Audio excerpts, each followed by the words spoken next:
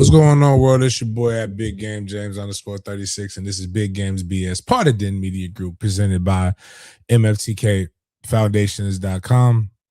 I've got a lot of different things in the work coming up. It's that time of year. We'll do our 7th annual book bag drive, trying to get our inaugural golf tournament off the ground, as well as plenty other different things that are going on within the foundation. Girls Flag is something that we're about to have on the docket. We're doing a Spartan showcase, a whole bunch of other different things that we have going. Had a tough go yesterday for a spring game, but anybody who listens to this show or listens to me knows exactly what I say. Spring games are light. Spring games are kindergarten graduation and Easter speeches. It's the only time that the little special needs kid gets to speak and dress up and look really, really clean. And everybody but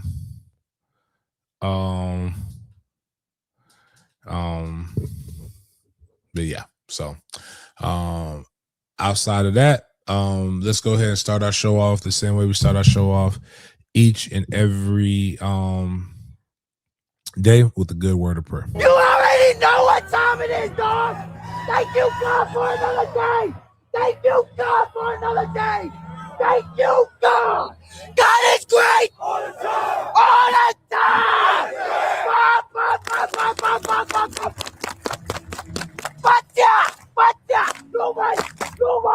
Nobody wanna thank you, God. Thank you, God.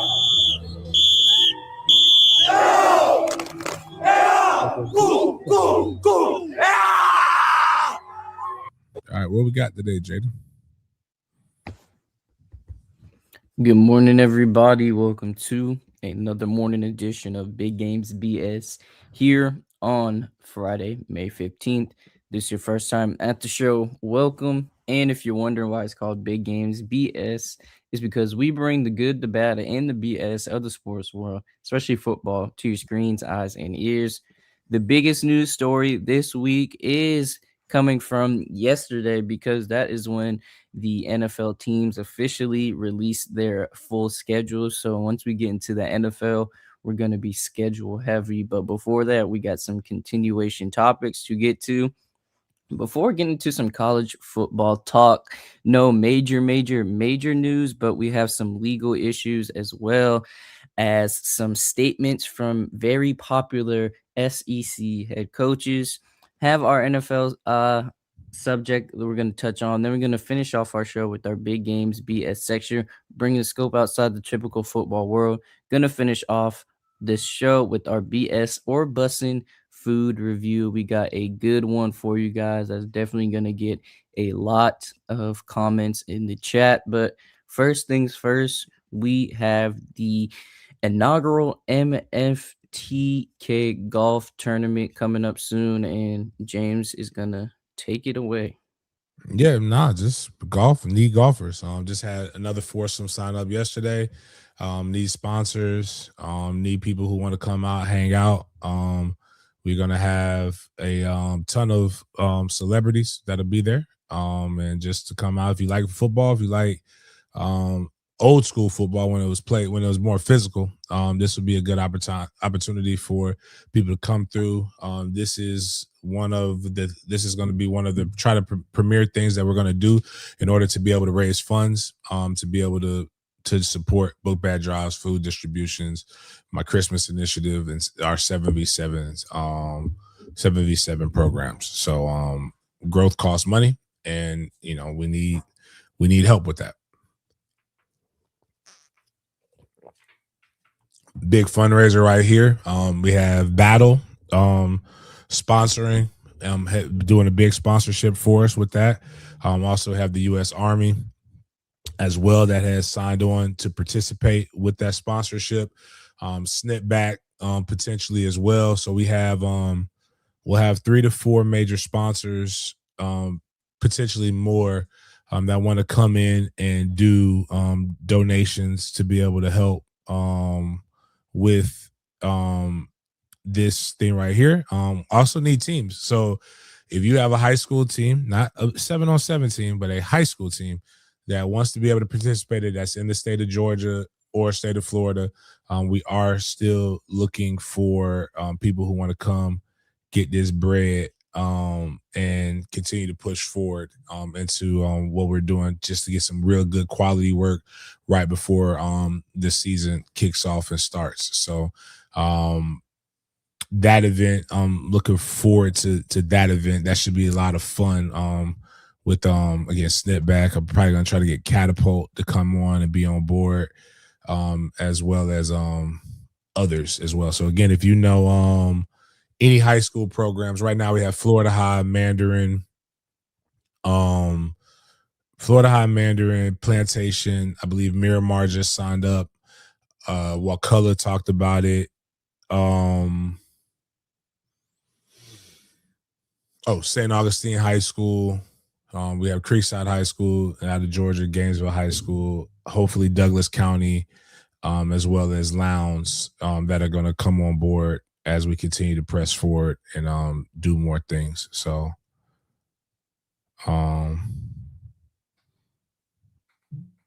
yeah.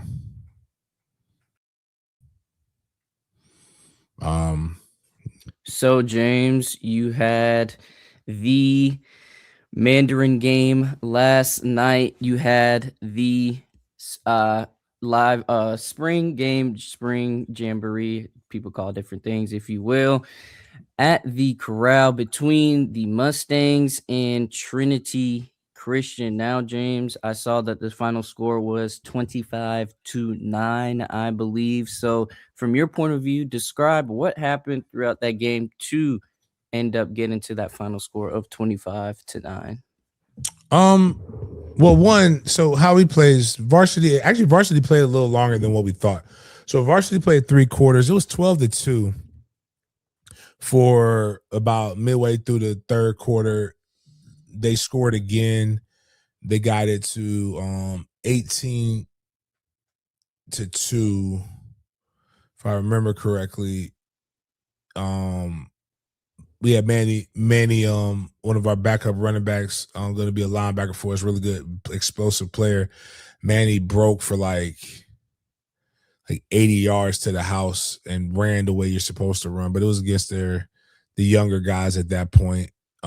They scored, and then their younger guys came in and got a big play as well. Trinity Christian is a lot. We had 4. We were in the red zone 4 times. We had 4 turnovers or turnover downs. So Mandarin did not play very well. Got out physical by a very physical opponent. Very, very good. Verlin Dormany's been at Trinity for a while. And they've got Kari, who played for our 7-on-7, very good. They have a good linebacker. They have a good D tackle. They got some good ball play. They have kid Hicks, Quez Hicks, really good running back that did some things. Number 1 for them is really, really good. And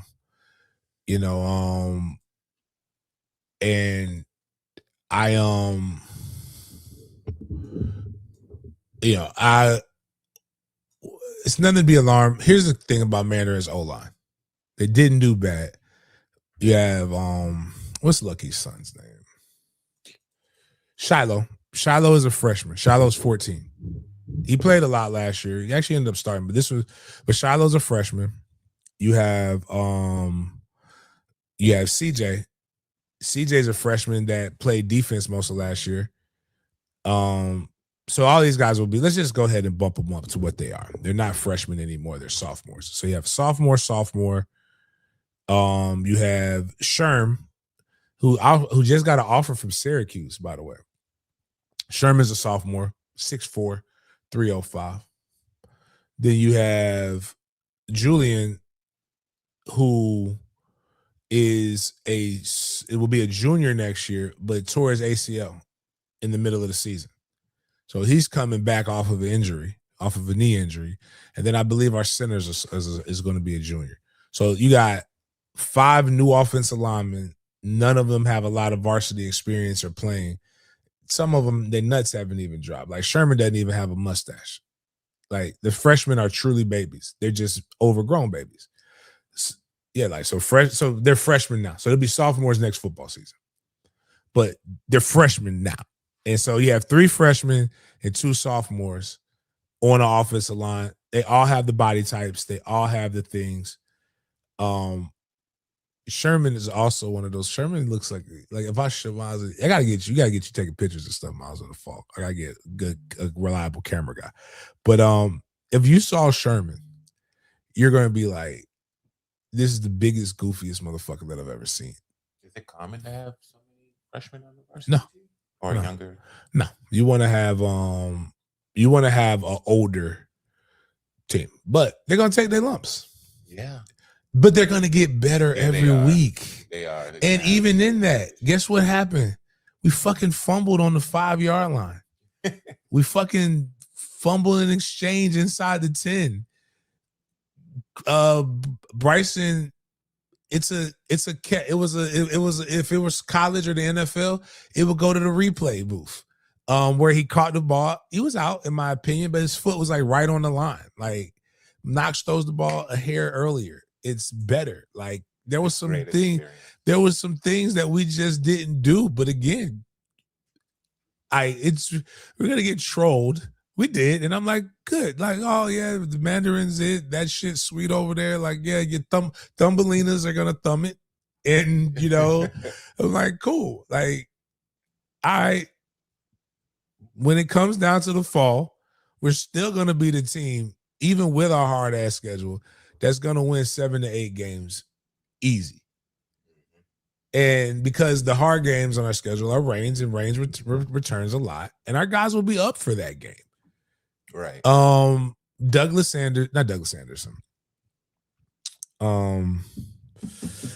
MacArthur on ESPN, they'll be up for that game.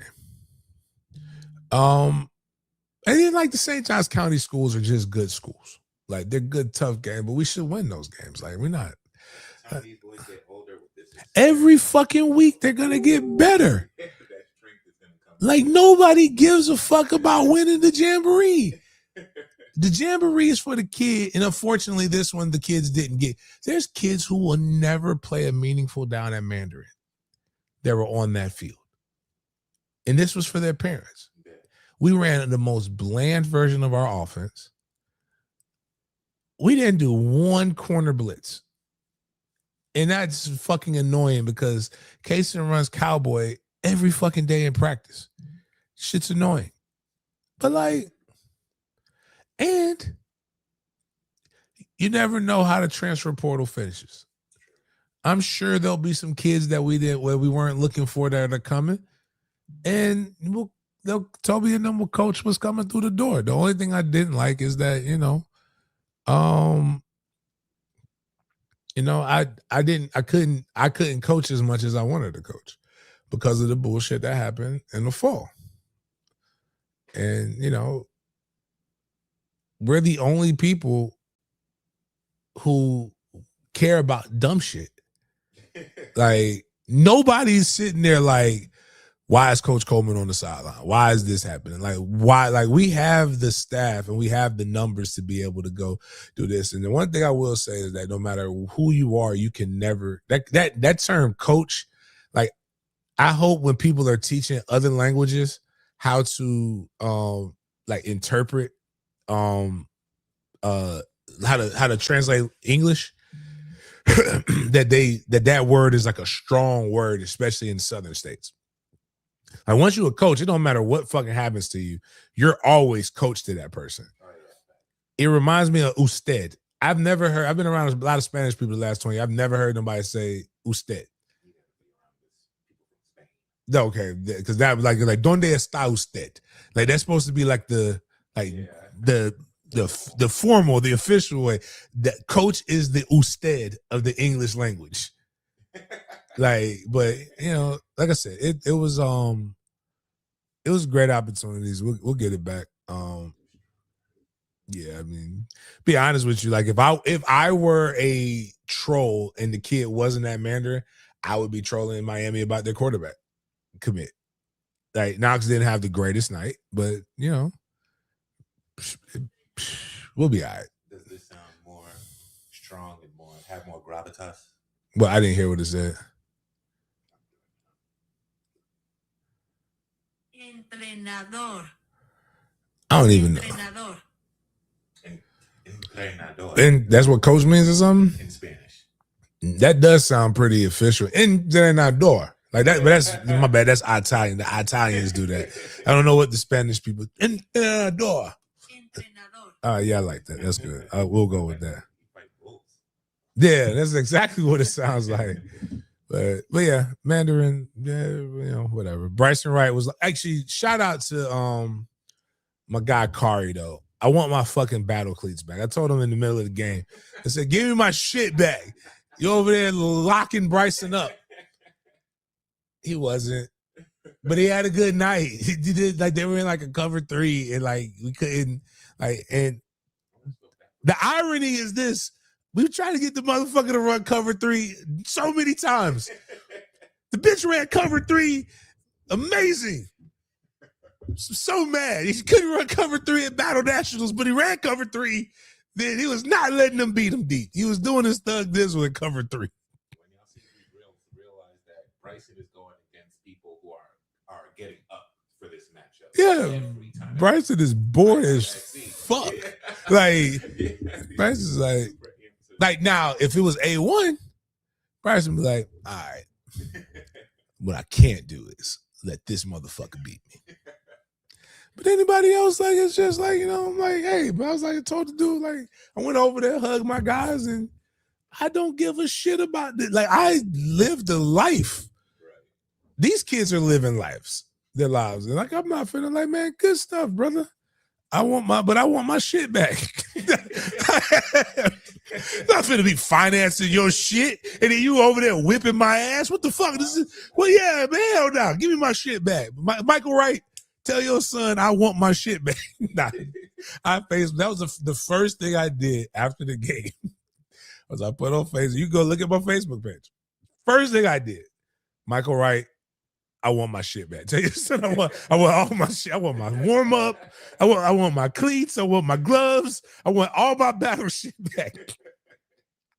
But nah, I am so happy to see kids that I actually know have success, even if it's even like it'll suck it for a moment, but then after the game, I'll be like, you know what? Nobody died. And I can't lose. Like if they're good, they're MF. Like I'm about to post I'm gonna post that shit on MFTK. Can't lose. MFTK corner shuts down Bryson Wright. Can you see that? I just gotta tell them don't talk spicy about Bryson because that's it, man.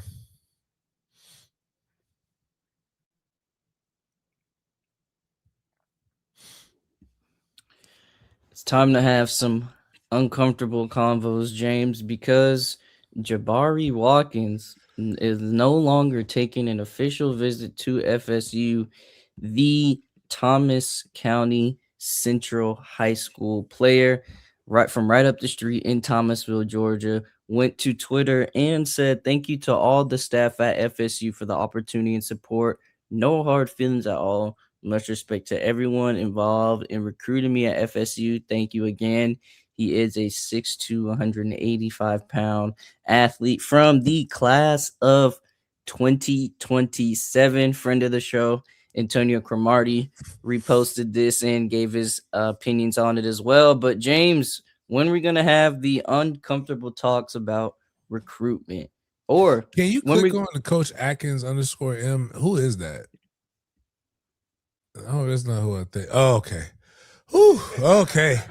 I was like, I saw that and I was just about to say, oh my God. Like, please don't let it be Coach Atkins. Like, God damn it, Alex.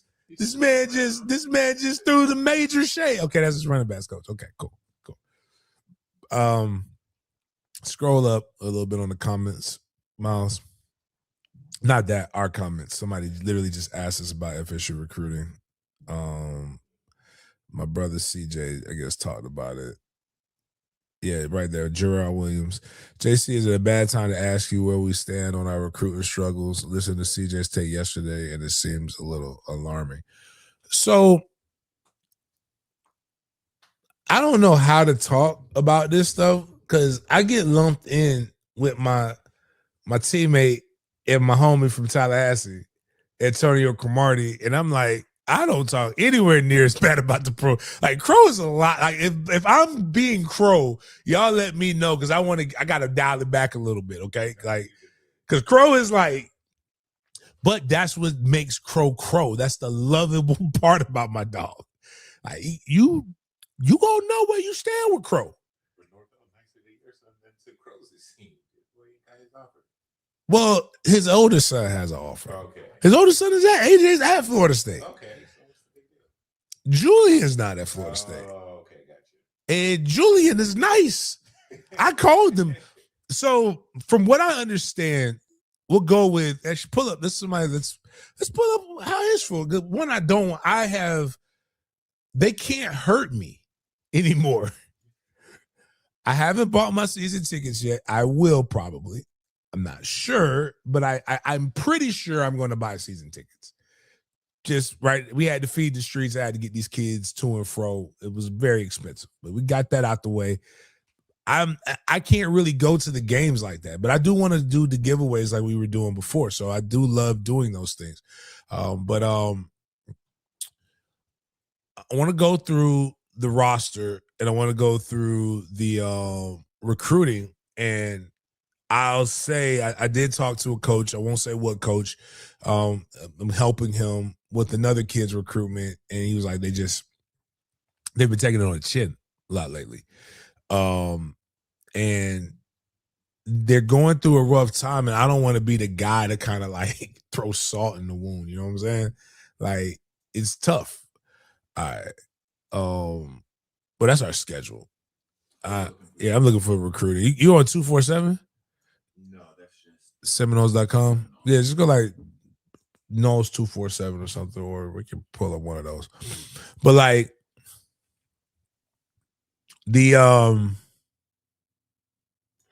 doesn't seem like there's a lot of momentum with the recruiting. And it doesn't seem like Miami has this thing called the wall. And they talked about it a lot on the U. The first ESPN 40 for 40 is basically I-4 South. They want to put a wall around that and make sure nothing, because that's where there's a hotbed of talent there. And my boy Grimes created this thought process is basically you stake claim and it's a 200-mile radius around you.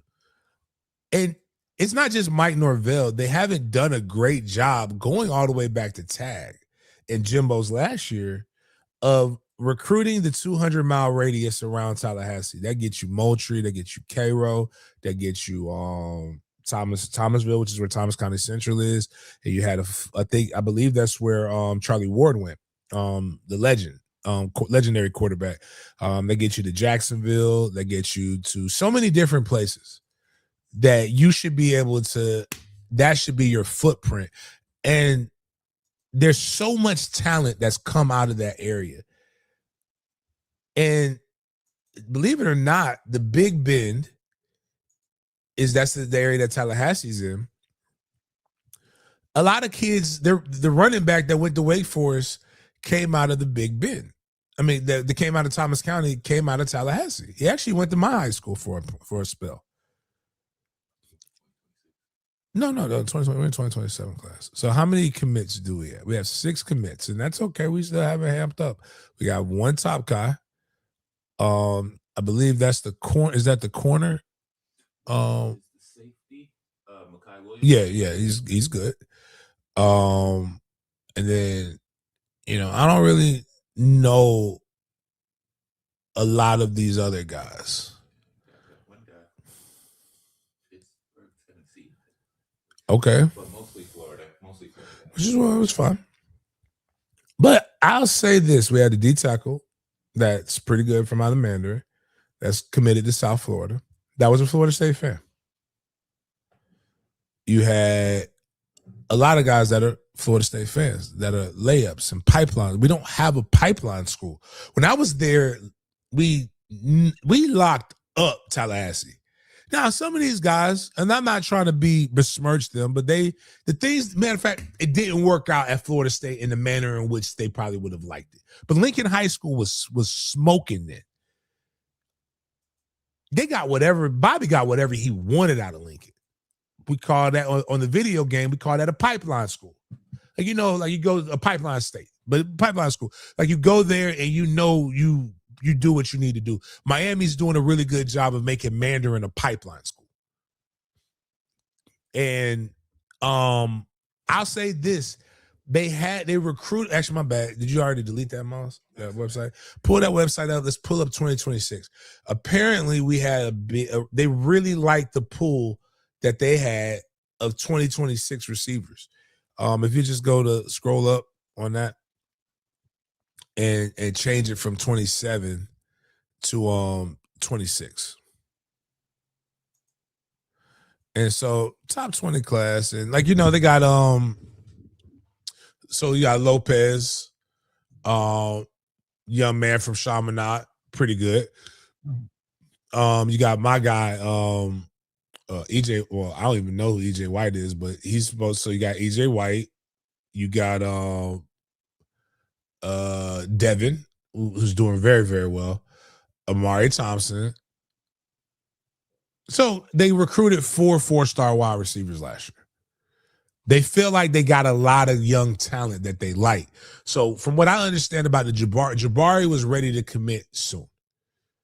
And Florida State just wasn't ready to make that commitment. And so Jabari did what was the best. I think this isn't the young man's name. He did what was in the best interest of him, from what I gathered. But when you look at that and you look at the totality, there's no quarterback in this class. There is no star power in this class right now, and you feel like Miami is on a roll right now, and they are. Yeah.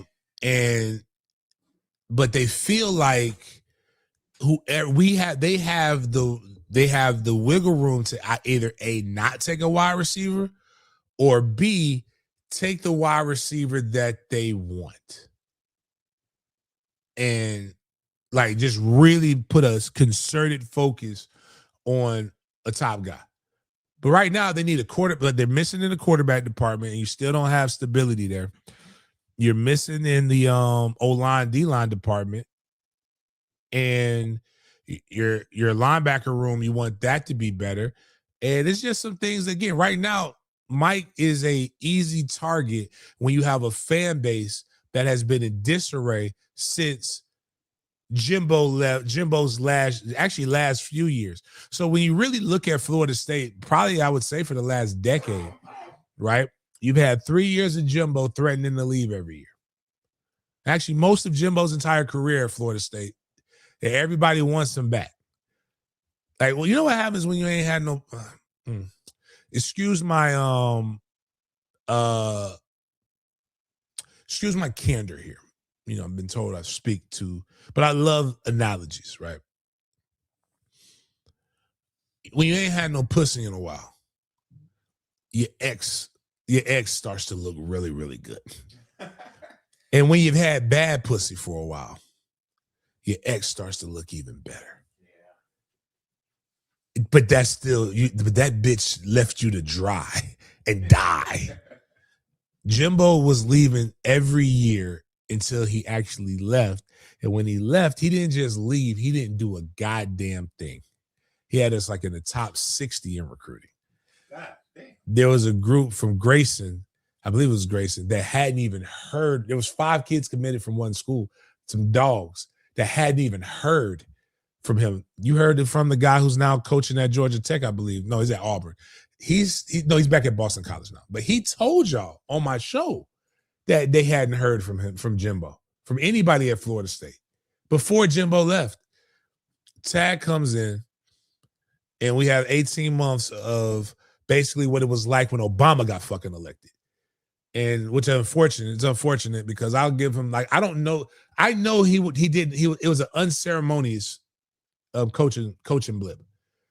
But I'm gonna be honest with you, we didn't have an opportunity to find out if he failed because he was fired so quick. Mike has gotten all and he was fired because it just whether you want to believe this or not, we can make it about race, but like or not make it about race, but he was fired because he was black and it was very hip hop. And the words that people use were like, we're playing music in practice. You know what they do now? Play fucking music in practice. And nobody, when I played, they didn't do that. They do it in NFL practices all the time. Right. But like, Tag played music in practice. Mike plays music in practice. And I got news for you. It's not that shit that old white men like. Which ironically I found out, old white men love soft classic rock when I used to do my fitness workouts. You know what white women love? Booty bass music. They like to work out to high. It just makes you work out better. There's science behind it. Yes. You just ignore it. Be honest with you, when you are in the gym environment, you actually learn to tune out the actual words and you're just listening to the rhythms and that's all you're doing. Like I don't really give a fuck what they're saying. But Mike got his rope because COVID happened. Well, you know, the first year doesn't really count because it's COVID. Bitch, give your money back then. But it was cool. We won 2 games, I believe. We lost the teams that we should not have lost to. Then the next year, we go 5-7. We lose the worst loss in Florida State history to Jacksonville State, which is now a Division I school, but they were FCS at the time. Then you go 10-3. And then you go 13-1. Then you go 2-10. Then you go 5-7. While it seems your rivals are doing well, because one thing Florida has done, even with bad coaching, is they've still recruited well. Miami is winning in spite of bad coaching or subpar coaching because they're just doing a lot better in recruiting and they're bringing in quality prospects. And they're doing a better job of the process. As a guy who is a former alumni but has kids that play everywhere, I will admit to you that I've said it, like there are things, we don't utilize our resources. And there are things that are left, right? And it's not about money. Everybody says it's about money. But you can't get, like with I tell people about Jamie Fritsch, you can't get to the money if you ain't got to the table yet. You was eliminated before the money was even talked about. Now, Jamie's situation, a little bit different. But their thing, like the Tramel situation that I explained to people in detail about. Tramel Jones' dad, I saw him last night, still got a great relationship with him. Well, ask me questions that I had to say, I'm going to get back to you on. And I'm the FSU person that they talk to.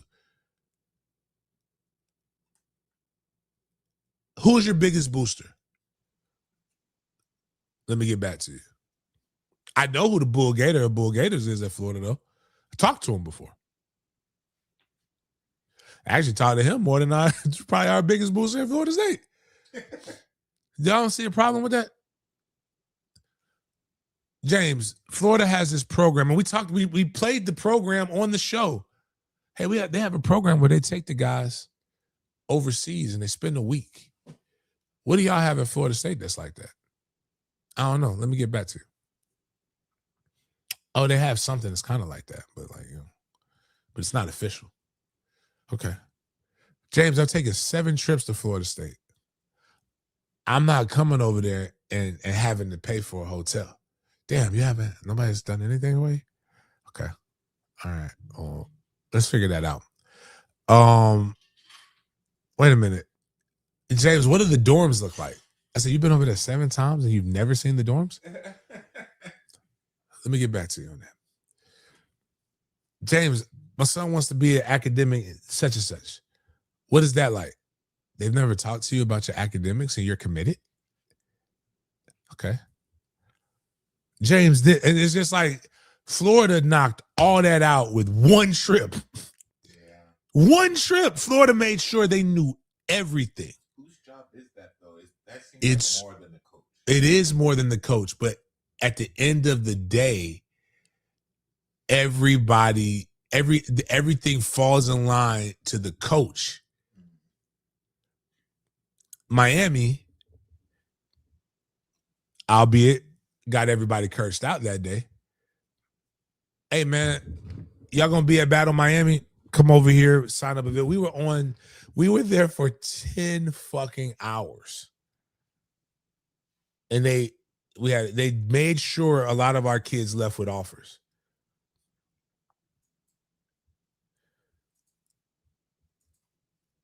Bryson's dad teaches at St. Augustine High School. There's not a kid that St. Augustine High School has right now that is of P4 quality right now. They went to St. Augustine High School. Oh, by the way, hey, how you doing, Kobe? Your son's pretty damn good. You see the accidental contact there? Kobe doesn't coach at fucking St. Aug.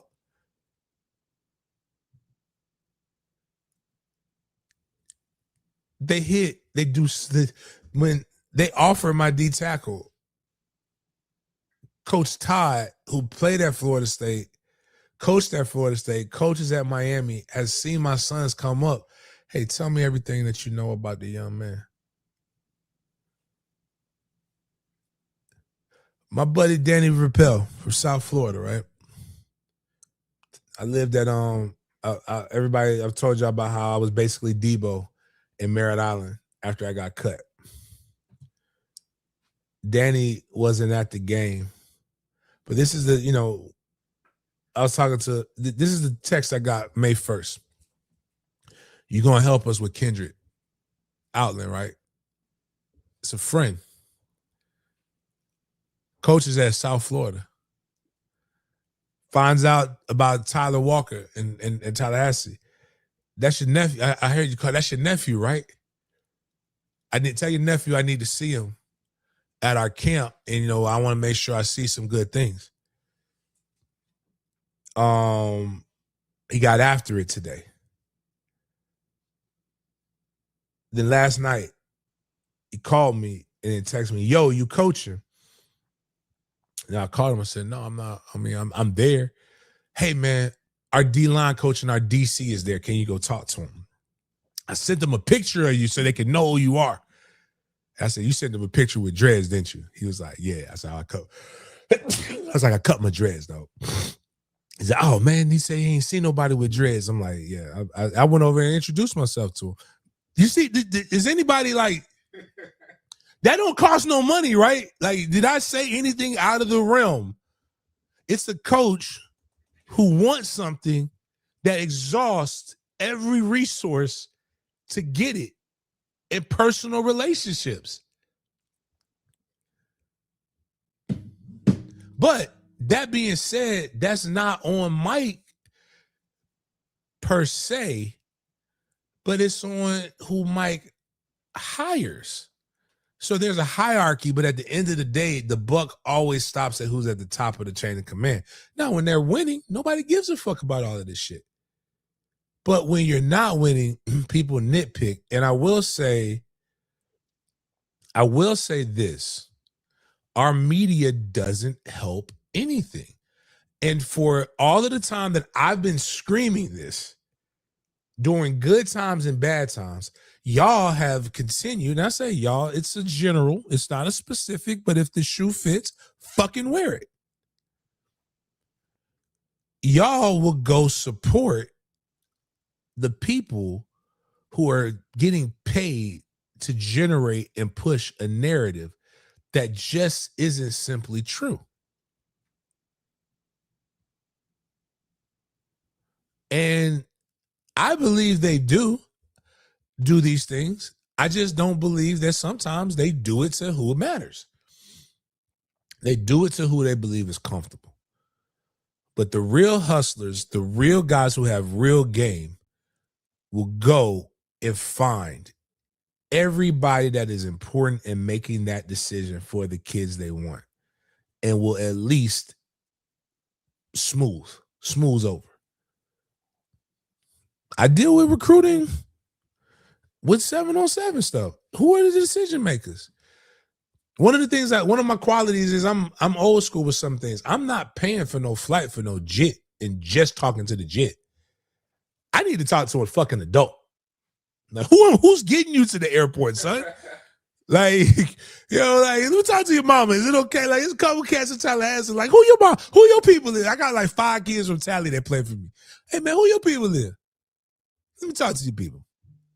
Talk to your mama. Then me and the kid can develop a relationship. But like, make sure your mama know what time you got to come. Mama's got my numbers, too. The daddy got my number. Like, hey, what's going on, man? When you getting here? All right, we can do this. I can deal with that now. I don't feel comfortable as a parent not talking to a fucking parent. So, but do they do that? I don't know. But all I know is I don't know. But you know who I do know? Miami, Florida, Georgia Tech, Auburn, Kentucky. My boy Hope just about to pull another number out here. You know, they can't talk to the kids during the off season, like during the dead periods, but they can damn sure talk to us coaches.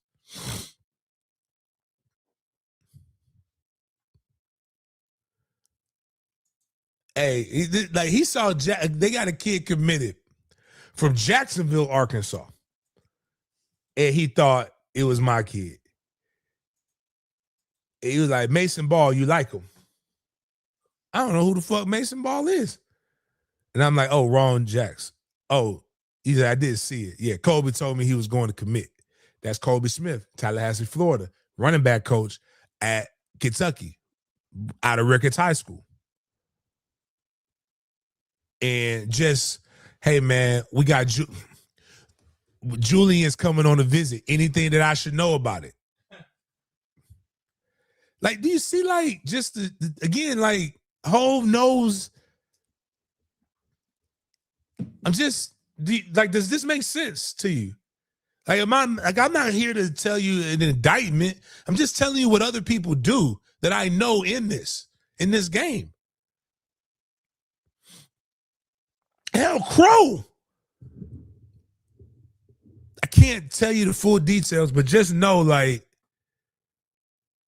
Crow, I sent Crow when he was at Texas A&M, the freshman video of Jamie French going into his sophomore year. Yeah, because Jamie went on a worldwide tour after his freshman year, like, to go this. Jimbo said he needs to see him. I got to get him to Houston. He's got to come here. Boom, boom. But this flight, like, Crow let me know what flights, what cost, like, just so I could tell his mom, and then they figured it out. And his mom was able to figure out how to get him there. But, like, he didn't go, but it was just like that. That's why, you know why I say Crow would be a good recruiter? Because I've seen this shit firsthand. He not only does he know ball, he knows how to connect and get people and use whatever connections he needs to get the people there. He just might cuss you out every now and then. Recruiting isn't that, and the man got like what? Mama dog got like 7 baby mamas. What does everybody say recruiting is like? Recruiting ain't nothing but running game. Clearly, the motherfucker got game. Have you seen his baby mamas?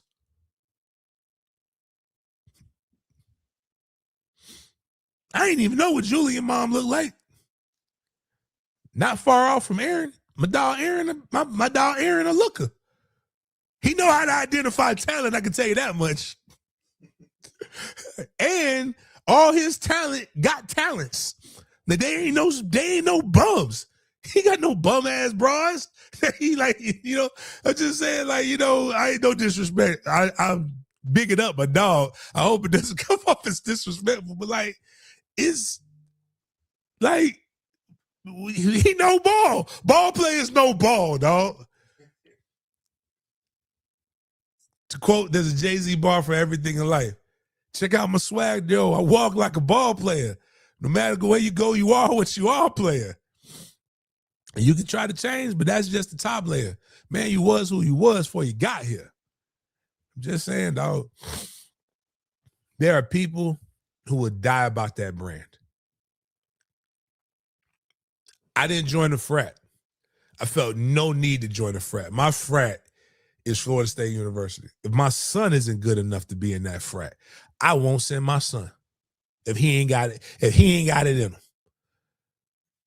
But right now, he is a Florida State lamplighter.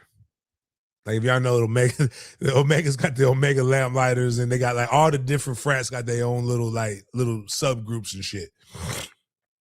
But like, my guy is like, I think Mike is a good coach. I think Mike is just in a toxic relationship with Florida State. And we got to fix that.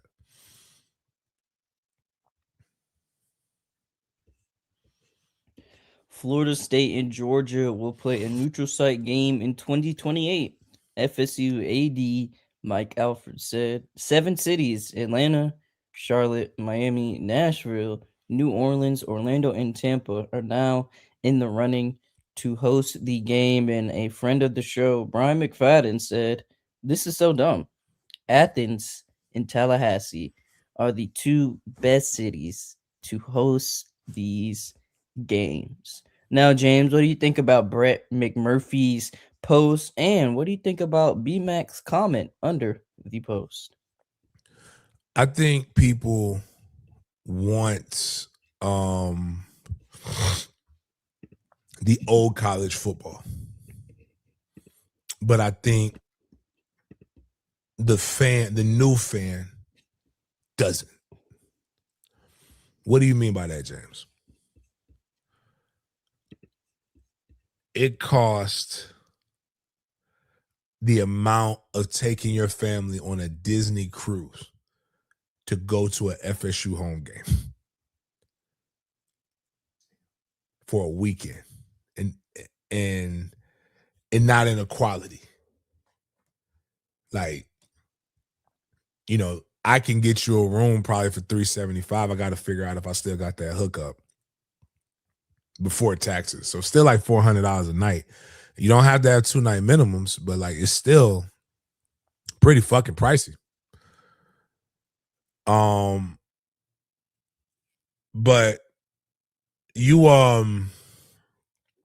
it's expensive. You know what's not expensive? Atlanta hotels, Charlotte hotels, Tampa hotels. They will raise the price up, but even when you're paying that same price, you're staying at a better quality hotel.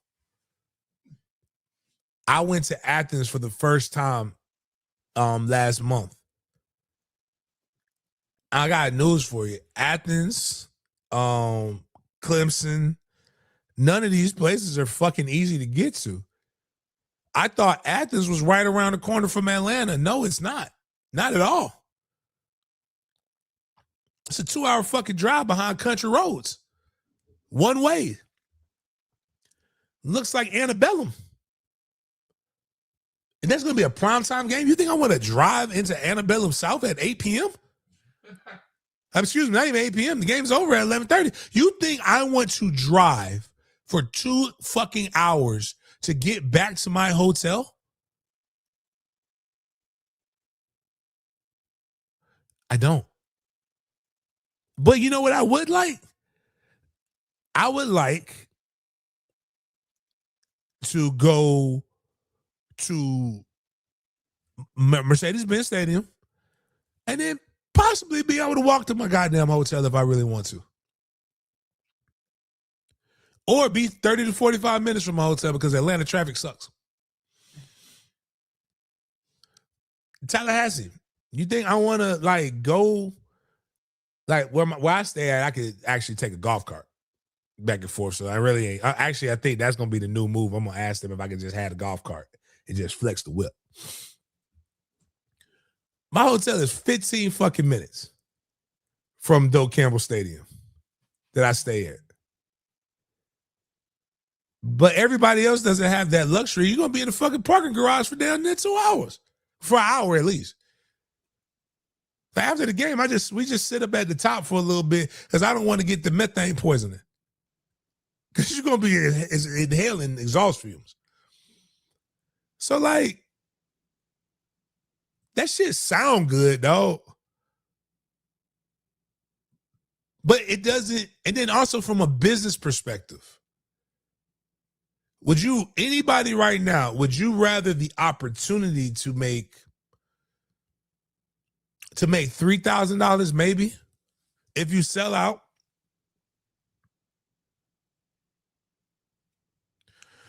Or get written a check for $5 million and not have to do anything besides show up and play. That's what these offside neutral site games do for you. And it gives kids the opportunity to break up the monotony. Right now, you know what I have zero desire to go to Tuscaloosa, Alabama. Zero desire to go to Tuscaloosa, Alabama. I also have zero desire to pay top dollar for tickets to be able to go see Florida State play Alabama. Now, actually, I wouldn't. I would go as media. Or I would go as a Gator Bowl. Actually, you know what? I just thought about it. I can go as a Gator Bowl representative. I just thought about that shit. I might be there now that I think about it because I can go over the Gator Bowl. I have zero desire. Damn, I just thought about being that motherfucker as a Gator Bowl representative anyway. So I have great seats regardless. But I have zero desire to try to find a hotel in Tuscaloosa, Alabama. Because I already know the price is going to be through the roof. Y'all complain about going to games in Tallahassee and then complain about games not being in Tallahassee. Make that shit make sense. You know what wouldn't happen? What would deter people from going away from those? Is if you sell out the fucking games in Tallahassee. Everything that you want, if you follow the University of Nebraska model, will be there for you.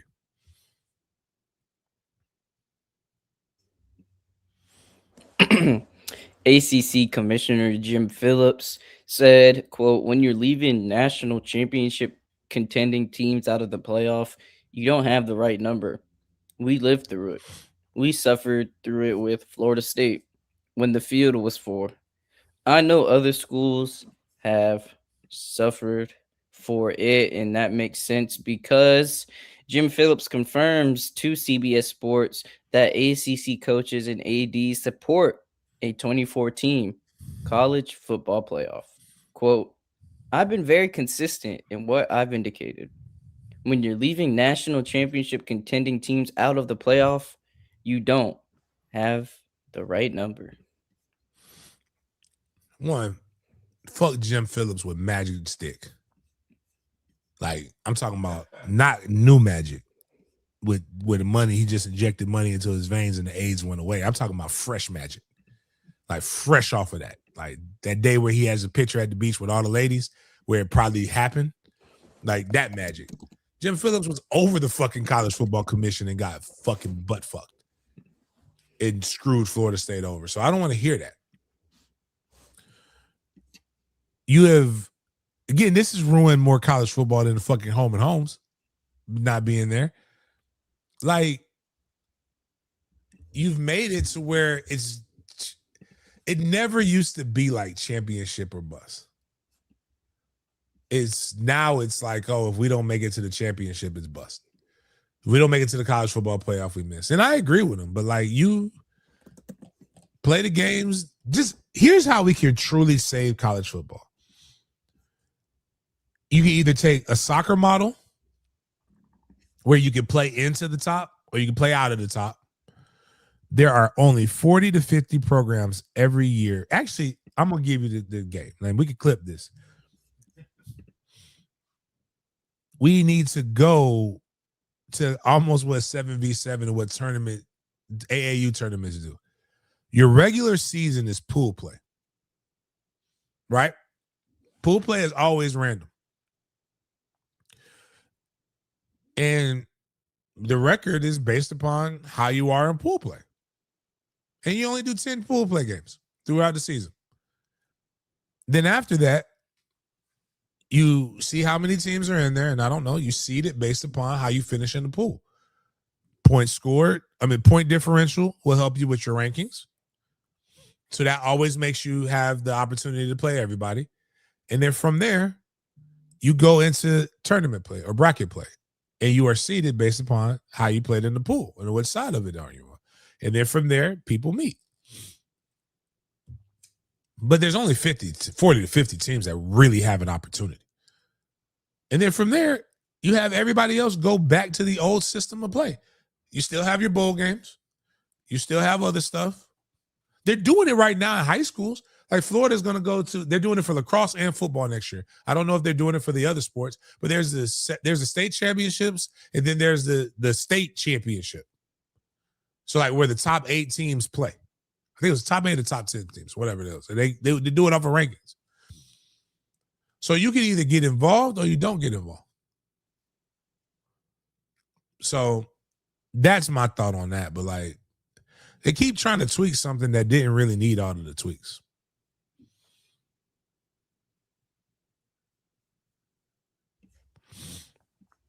The SEC will remain as the only power conference to not play any home football games. I'm going to add a little asterisk in there. On Fridays, Greg Sankey, the SEC chairman / president, said, quote, "For everybody that thinks we just grab money, we could grab money just by putting games on different nights of the week," unquote, when asked about Friday games. This allows for high school football in the South, which are massively important community events, to continue to have on its stage. Just want to clarify with this post right here that Greg Sankey means no SEC home games on Friday. So there are SEC teams who do end up playing on Fridays, but they're away in those games for this upcoming season. But my question to you, James, is what or how important are Friday night football games for the high school community and for the surrounding communities? I think Friday football games are stupid. I'm sorry, I meant Friday high school football games. I'm sorry. No, I meant Friday college games are stupid. I think Friday something right. has to be for high school. And every time you play a Friday night game, you literally take away recruiting. So like I can't have like so when the Florida State game is played on the day after Thanksgiving though.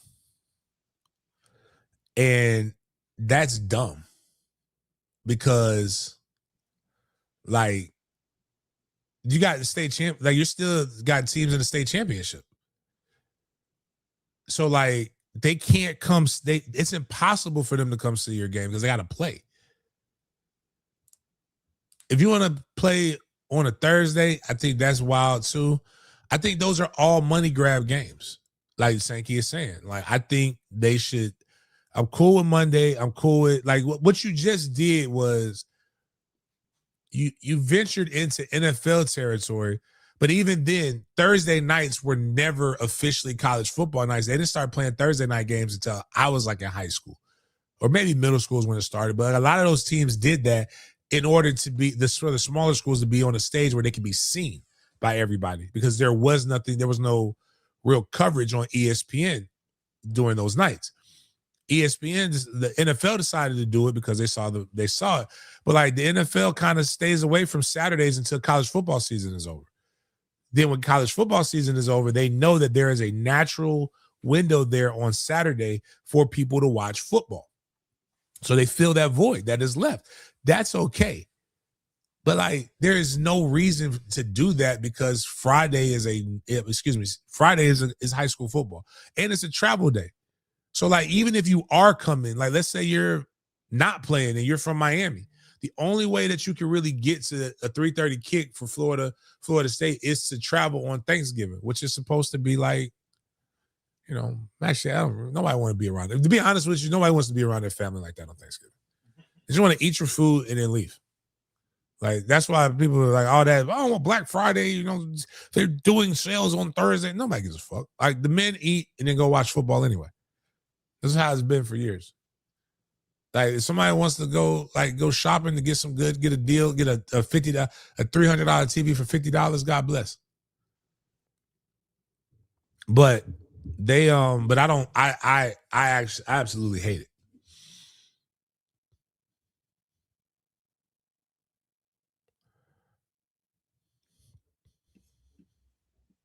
Georgia defensive back Jamarly Riddle was arrested on 2 felony charges. He was arrested for speeding at 100 miles per hour and possession of a controlled substance right here. So this happened on May 8th. And Riddle transferred to Georgia after playing his first 2 seasons at East Carolina. The felony charges are for purchase, possession, manufacture, distribution, or sale of marijuana and sale of a Schedule 1 or 2 controlled substance. He posted bond for all 3 charges. A University of Georgia spokesperson told ESPN, "We are aware of the charges and are actively gathering additional info." He was traveling at a high rate of speed on I-95 when a detective in an undercover car observed a red Dodge Durango weaving in and out of traffic. The detective said his patrol car was traveling about 95 miles per hour.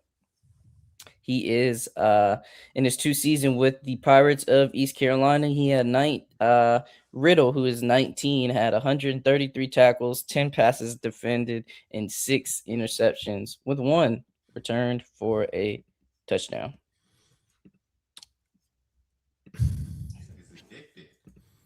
Yeah, bro. This is this is, I ain't gonna hold you, man. That's wild, bro. That they just can't, like, they just can't. It's impossible to drive the speed limit at Georgia. Like, I don't understand it. Like,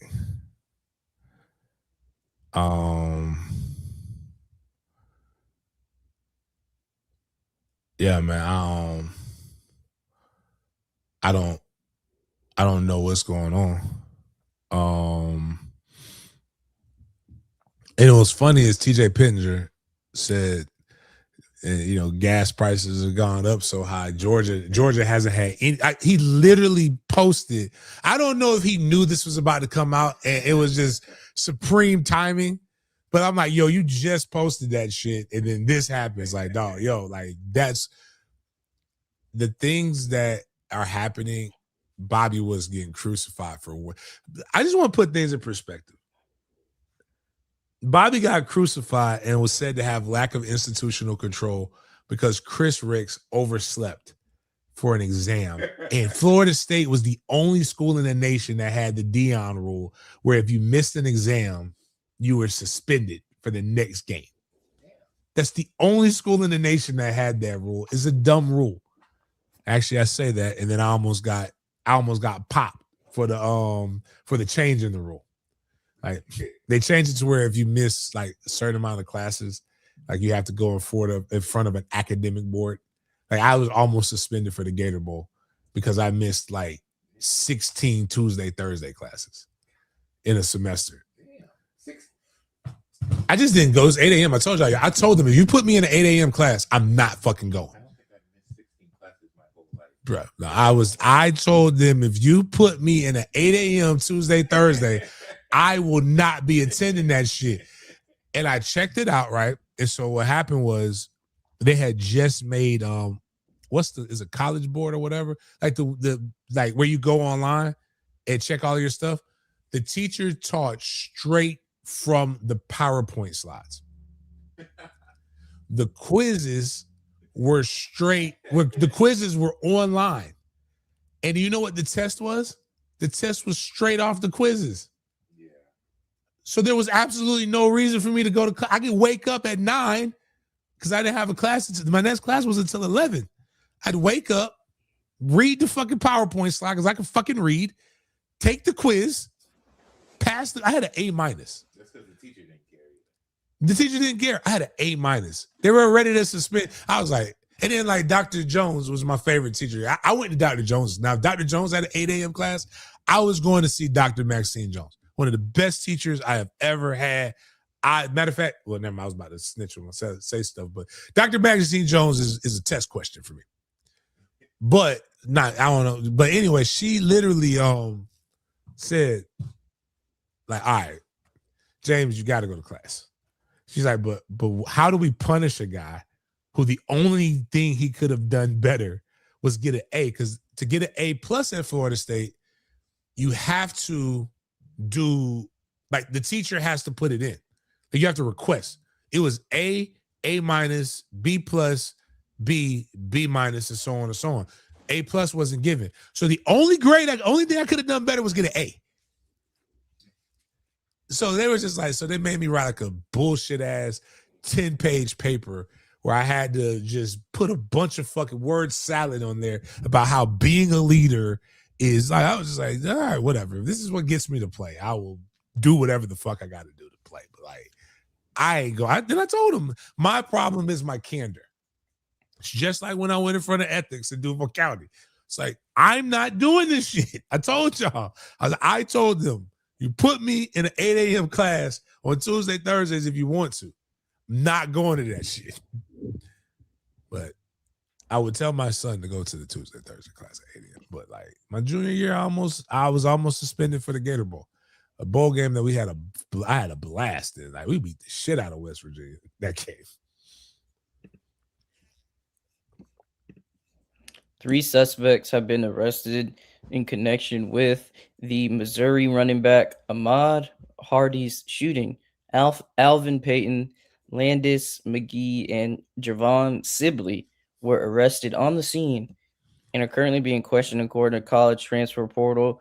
And according to the same account, the 3 suspects were actually high school football teammates with Hardy. So, man, Day ones ain't your day ones, dog. Always audit your circle.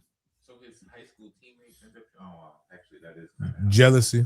Yeah, they know how to rob you. They know your moves and they're jealous of you, and you have to be cognizant of it and just how you move and all these different things, man. You know, jealousy is a weak emotion. But yeah, nope. You're supposed to be. They feel like they're supposed to be in your spot.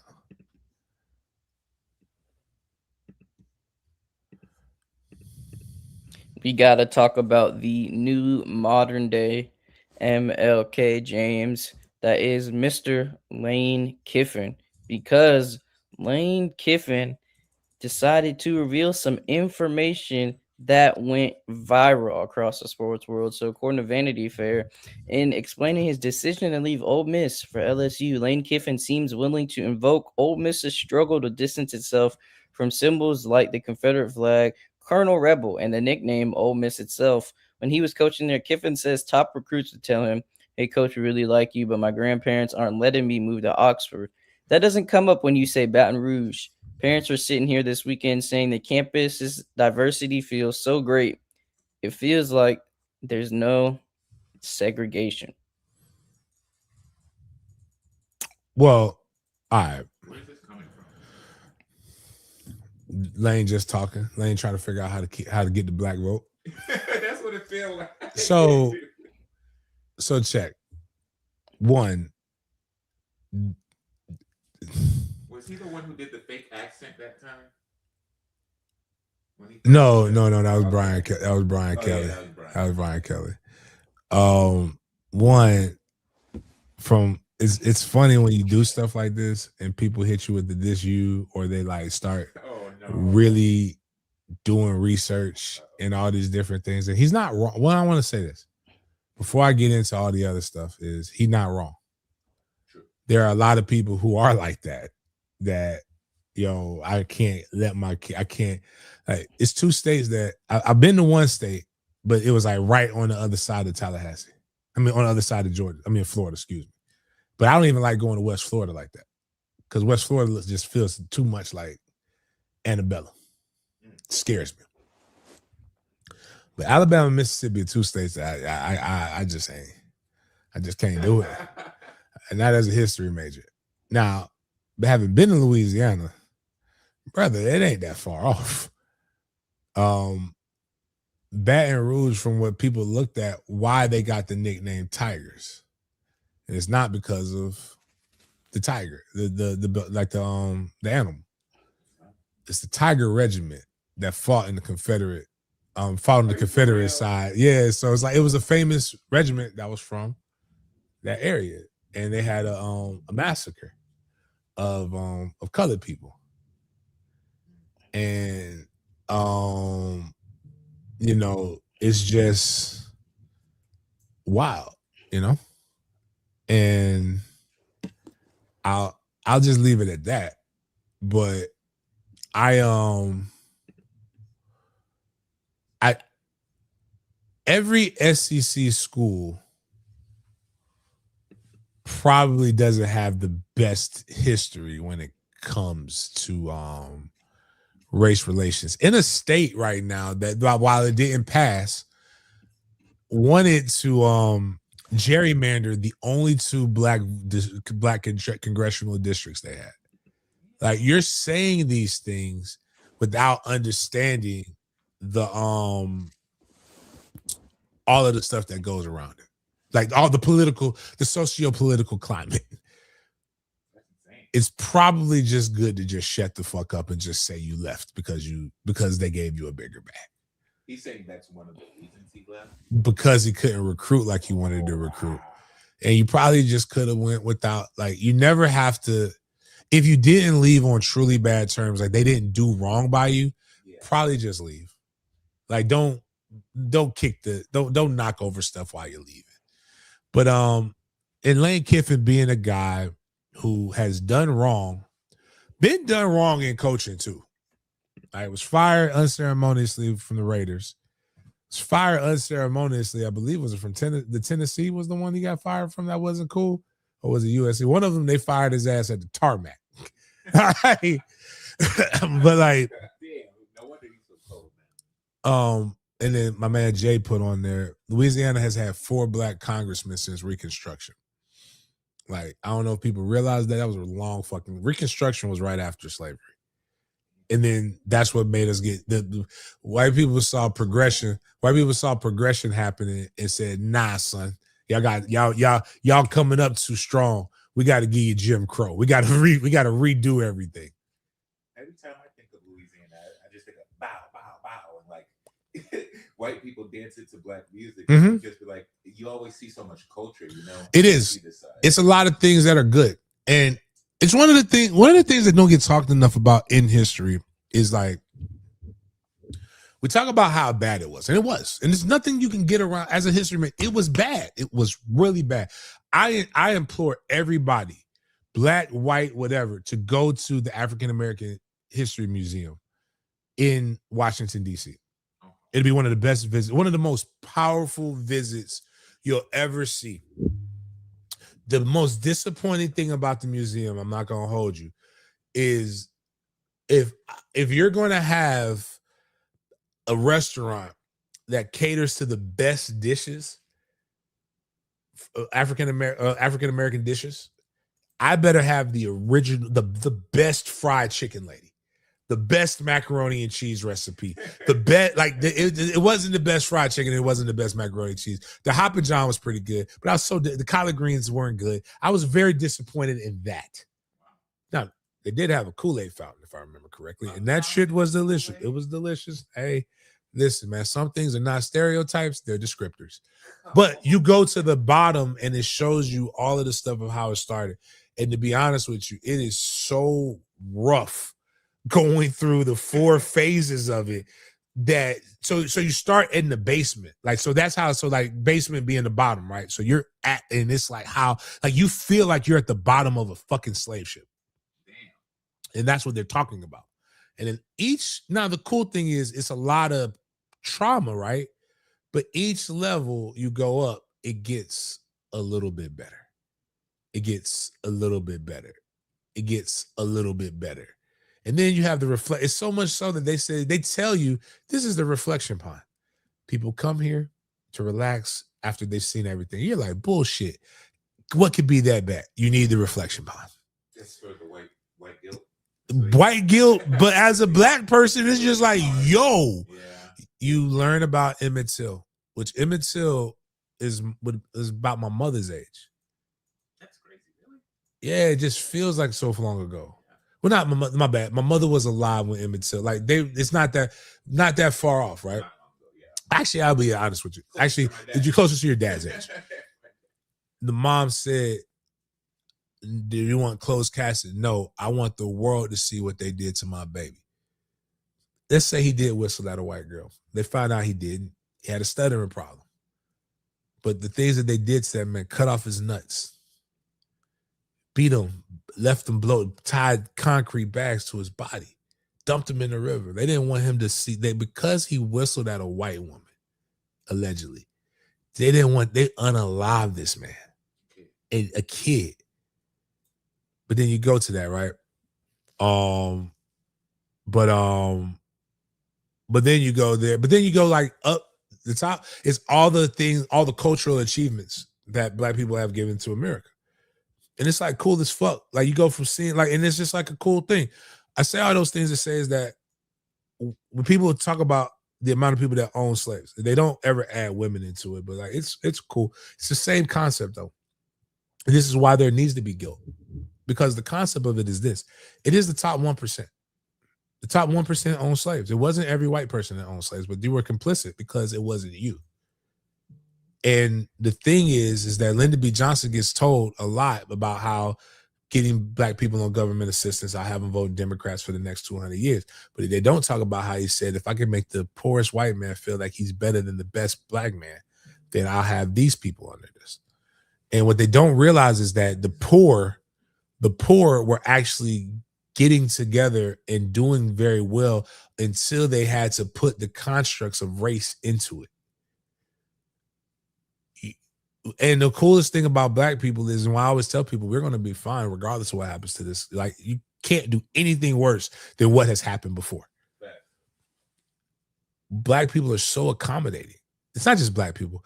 Minorities are so accommodating to everybody that if you need something, they'll give it to you. Like, and it's so good that the government actually has taken Black Panthers. We see so much negative about them, but you know why we have free lunch programs and free breakfast programs? Based on the model of what the Black Panthers preach. So I'm saying all these things to say is that there were some, like what you said about Louisiana isn't all. It actually was one of those cultural melting pots. Florida was a free state until the I believe it was Louisiana Purchase. We got all of those things. Or until Spain gave it up. But that's where everybody talks about the Underground Railroad and everybody going north. But you got to go through a lot of states to be able to get north when you only got to go to one state going south. And they don't talk about the reason why the Seminole tribe was so impactful is the Seminole tribe was descended is slaves that mixed with Indians. That's what made it so wow and made it so impactful. But history lesson, heavy and all that shit. But like, there are like we got way more together than we stand to like against. So that's why you'll never see me out. If I was a billionaire, I'd buy people too. I think I would be a good owner. But I try to tell people you have way more in common with the person to your left or your right, the person that you want to say is an op because they vote, they're Crip or they're blood, than you do with the people who are actually over the shit. And if you really believe that you're owning the libtards, and that's just coming from a Republican, I'm a registered Republican. If you feel like you're owning the libtards because you pay $5.50 for some fucking gas, brother, I ain't got nothing. I don't know what to tell you, dog. That worked for somebody. I know I'm still enslaved. Like really, the person Andrew Tate, for all of his flaws, says some really cool shit. They got rid of slavery to put everybody into it. Right. Right. You work just enough to live. And if you and not be able to afford to stop working, you're a slave to the dollar. Prime media. You should have checked us earlier. We lost. Trinity played a lot tougher than us, and at the end of the day, it was a spring game. Yeah, you can rewind. You can check it. I'm not going to take anything away from what Trinity Christian did, what Roland and those guys did. But I will say this: Mandarin's record for the 2026 season is 0-0. So, if anybody wants to take bets against Mandarin, I'm taking all bets. How about that? But don't come to me with less than a stack. So if you're ready to prepare to lose a stack, I don't make bets that I don't make bets that I'm going to lose. If high school gambling on football was legal, It'd be a lot of money. It'd be a lot of money. Like that Reigns game is gonna like it's gonna be a lot of illegal gambling going on in that game. It's gonna be a lot of money, and somebody might get shot. Not saying like in a negative way. Well, I guess there is no positive way to get shot, but somebody gonna have to come get their money, dog. Like it's gonna be crazy, man. You know what? How illegal is it? I mean, it's not on Hard Rock yet. No, I ain't talking about that. I mean, like if I did, like if like they have a way, like you could get a line at the graveyard. Let's say the Mandarin game is like, Reigns gets -5 Reigns, right?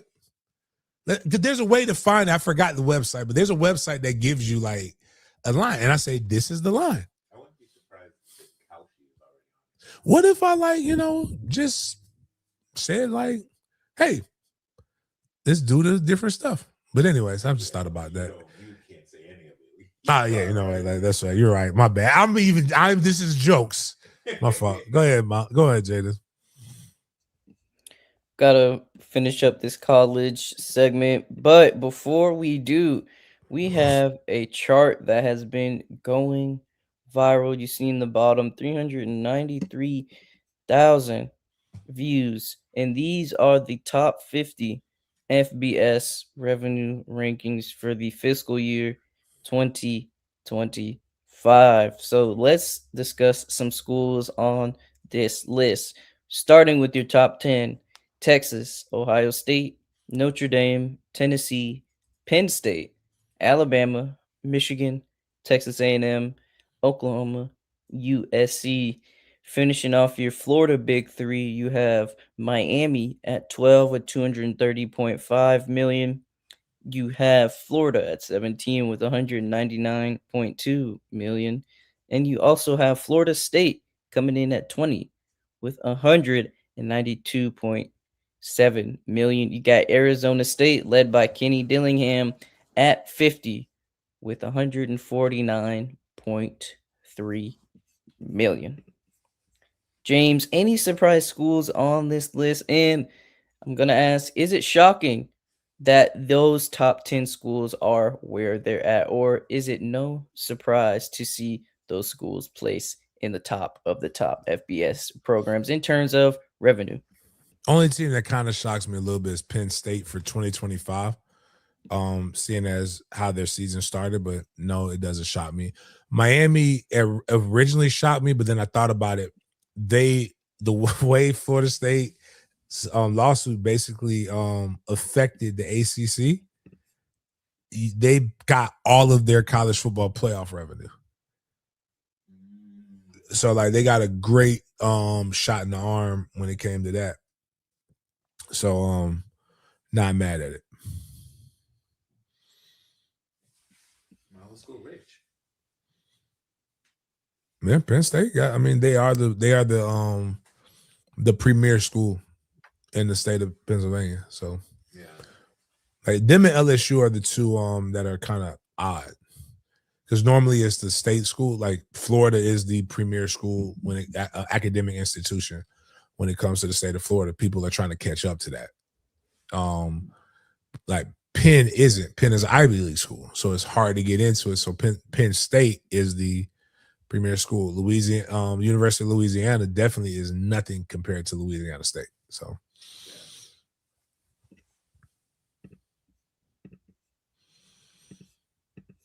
Speaking of SJC schools, let's take a look at the SEC programs with the highest athletic donations in fiscal year 24 to 25. Texas at the top of that list via AL.com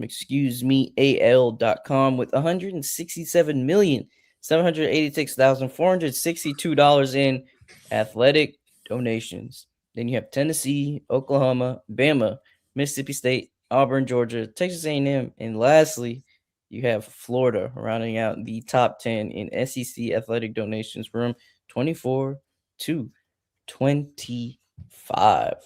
Man, Oil money, and I don't know what Tennessee has, but Texas and Oklahoma oil money.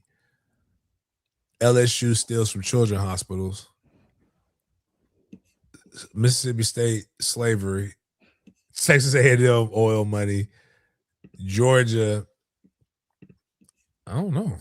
So Texas is kind of garbage. How do you have all this money and not win everything? They just, I don't know. It's a great question. Money in Archie. Eventually, they got to win something. Yeah.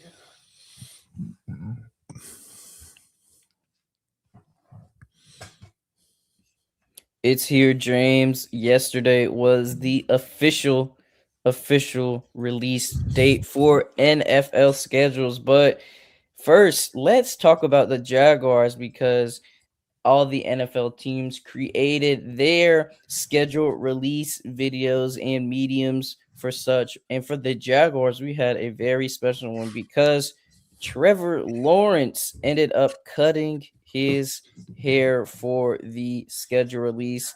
I don't know if it's AI, I don't know if it's whatever, but I think it is real. And Trevor Lawrence did get a fresh cut for the schedule release. I think the Jaguars X account put "come catch this fade" as the caption. See what they tried to do there. But let's take a look at the starting quarterback and then let's take a look at the schedule. So we actually have Trevor Lawrence right here for Look at that put. you. He looks like a lesbian. It is ugly. He does. Oh wow. Yeah, the haircut is pretty awful if I'm if I'm being honest. Yeah, I don't know what they were doing, but I'm not going to spend too much time on the cut because we got more important things to discuss this season, and that is the Jaguar schedule. So, we're going to zoom in a little bit and you can see right here the preseason games are as following. The white squares are home games and the gray squares are away games. So our first preseason game is going to be against the Saints August 15th, 4 p.m. away. Then our next preseason game, August 21st, 7:30 p.m. home against the Panthers. And then our last preseason game against the Bucks at home, 7:30 p.m. August 28th. Now let's get into the regular season matchups. Week 1, we are facing off against the Browns at home, which is Camping World Stadium in Orlando, on September 13th at 1 Wait a p.m. minute. We playing here. Next year is at Camping World. Oh, my bad. Yeah, we're playing Yeah. here. Yeah, me Sorry. confusing them. I was like, wait a minute, why are we playing them at Camping World? I got to change my whole schedule around. We All are right, playing cool. here. Sorry about that. Fighting 9:13. Shadurs We are or the playing the Nut Ass Freak Browns. Bull.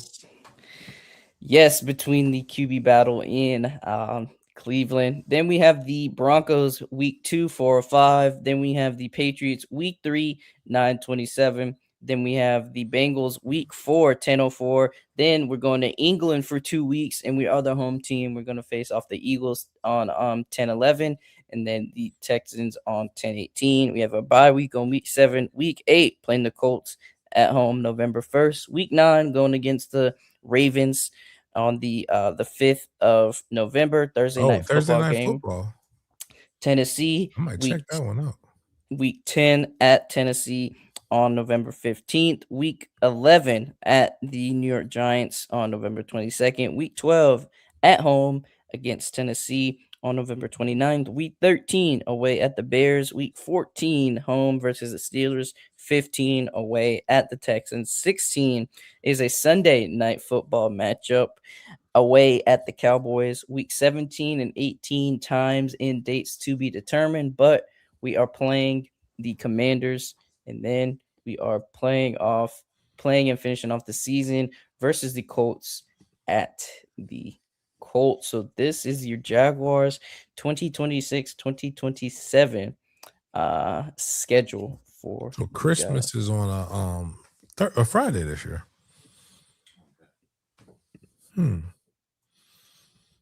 I'll probably go to the Texans game. Kind of want to go to Chicago, but I'm not sure. I'm gonna definitely go to the Ravens game. Not going to London, but this is a favorable schedule. Week 1 should be a dub. Week 2 and 3 will be tough. Week like the first 5, the hardest part of your schedule is the first 5 games, believe it or not. But you're playing the Eagles basically in your hometown. But like the goal is always to play meaningful games in November. If the Jags can win 3 games, win 3 games in that first month, and then get 2 games in that second month, they'll be in good shape because you're gonna beat the Giants. The Titans are still the Titans, and I don't believe the Bears are as good as what everybody believes. Lamar and those guys are gonna always be tough, but Pittsburgh is food, and like I just think that back half of the schedule, like just like if you 1, 2, 3, 4, 5, 6, 7, 8, those last 8 games, none of that is like out of the ordinary to be able to win. But and if we're winning like that, then they're gonna still be like they'll be doing cover. They're gonna be taking this First Coast News. So I want to go to Chicago. So I'll probably like the season will be over. The high school season will be over by then. That's the state championship.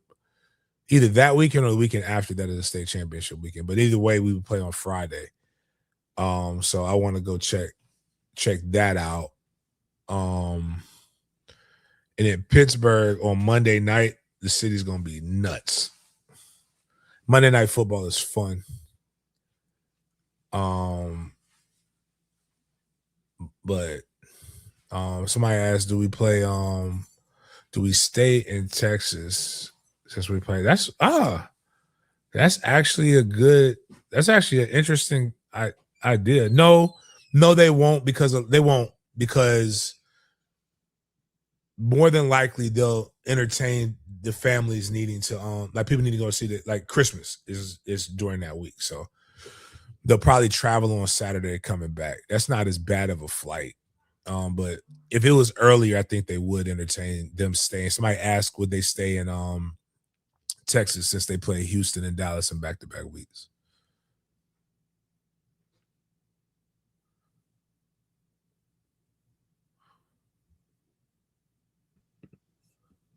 Sorry about that, guys. Did not mean to get confused with this season with the 2027-2028 season. Got the little mixed up. Sorry about that. But yes, the Jaguars will be playing 6 home games in the Jaguar Stadium, but it's going to be with reduced capacity, and they're going to be playing 2 home games away in England this season. Now, for the 2027 season, that's when they're going to make that transition down I-95 South, headed on I-4 to Camping World. But James, let's take a look at all the matchups in the league on notable days. So this is the week 1 schedule to kick things off for the regular season. This is the regular season week 1 schedule, not preseason. So you got the Super Bowl rematch between the Patriots and Seahawks. I think that should be the first game every year, the Super Bowl rematch, but just my opinion. Bears, Panthers, then you got the Saints, Lions, Ravens, Colts, Falcons, Steelers, the Cardinals, Chargers, Packers, Vikings, Giants, and the Cowboys, Niners, Rams, the Bucks, Bengals, Bills, Texans, Browns, Jags, Jets, Titans, Dolphins, Raiders, Commanders, Eagles, and the Broncos versus the Chiefs.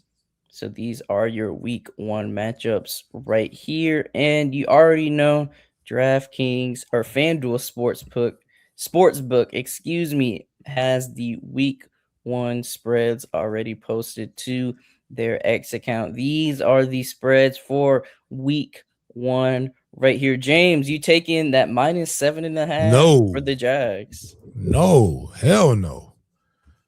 No, sir. That is entirely too high for NFL. Ain't that bad. Ain't that much of a gap. Got you. These that's actually have the highest week one spread besides the Lions versus the Saints from this. Oh, excuse me, they're tied for the second highest, but Chargers have the highest week one spread with minus 9.5 against the Cardinals. That's kind of crazy as well. But just wanted to share those Monday night or those week one games before we get into the Monday night football games throughout the year as well. Here it is right here, the 2026 NFL Monday night slates. Not going to read through the whole teams like I did for each one because we're going to be going through each of the Monday, Sunday and Thursday night football sections, but here is your list right here. Jaguars, we got a Monday night football game December 14th versus the Steelers week 14. James, you did mention that as well. So we got that going for you guys right there. And we're going to go from Monday night football. We're going to transition from there to Thursday night football. Thursday night football is going to be on Prime per usual. And we got the list right here for you guys, courtesy of NFL on Prime. The Lions and the Buffalo Bills are actually going to kick things off for Thursday night football as well. Then we're going to move from week 2 to week 9 because the Jags are going to be going to the Baltimore Ravens and facing off on Thursday night football. And by the way, all games are at 8:15 p.m. Eastern on Prime Video. And then the Ravens are actually going to finish off the Thursday night football schedule against the Cincinnati Bengals in a FC North rival. So should definitely be some great games for Thursday night football. I know last year's Thursday night football schedule was pretty awful. Remember hearing a lot of complaints about the matchup. So hopefully this time it will be different on Prime on Thursdays. And now we have to discuss Sunday night football's schedule. Going to share this tab with you right quick so you can get an eye on which teams are playing on Sunday night. So the Cowboys and Giants are going to kick off the first iteration of Sunday night football for this upcoming season. And Jags fans, yes, we do have a Sunday night football game as well. We are actually going to be facing off against the Cowboys at Dallas in week 16, but week 18's Sunday night football game is to be determined. But week 17's is the Philadelphia Eagles versus the San Francisco 49ers. Philly is on here twice as long as well with the Packers as well. So, and Kansas City, couple more teams in the mix getting those multiple Sunday night football spots. But great so far. And then we got Thanksgiving and Christmas to discuss as well before we get into some more stats with the schedule released. So Thanksgiving football is here. We have our slate courtesy of Yahoo Sports. So Thanksgiving Eve, you have Green Bay versus the Los Angeles Rams, 8 p.m. via Netflix. Thanksgiving Day, Chicago versus Detroit, 1 p.m. CBS. Philadelphia versus Dallas, 4:30 Fox, and you have Kansas City versus Buffalo, 8:20 p.m. on NBC. Then Black Friday, you have the Denver Broncos versus the Pittsburgh Steelers at 3 p.m. only on Amazon. Now, from Thanksgiving, we're going to go from one holiday to another, courtesy of Yahoo Sports. Once again, Christmas Eve, you have the Texans versus the Eagles. Should be a good game. 8:15 p.m. Eastern on Amazon. Then on Christmas Day, you have the Packers versus the Bears, NFC North matchup at 1 p.m. via Netflix. The Bills versus the Denver Broncos, 4:30 p.m. versus on Netflix.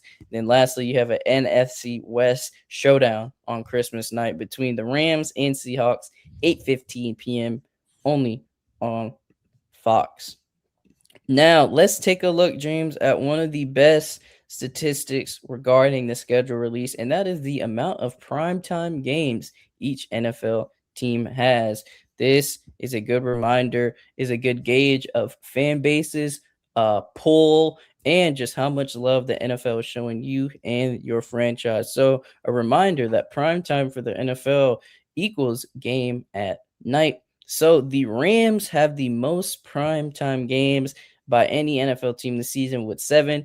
Green Bay, Kansas City, Buffalo, and Seattle have 6. Dallas, Philly, excuse me, Chicago, New England, San Francisco have 5.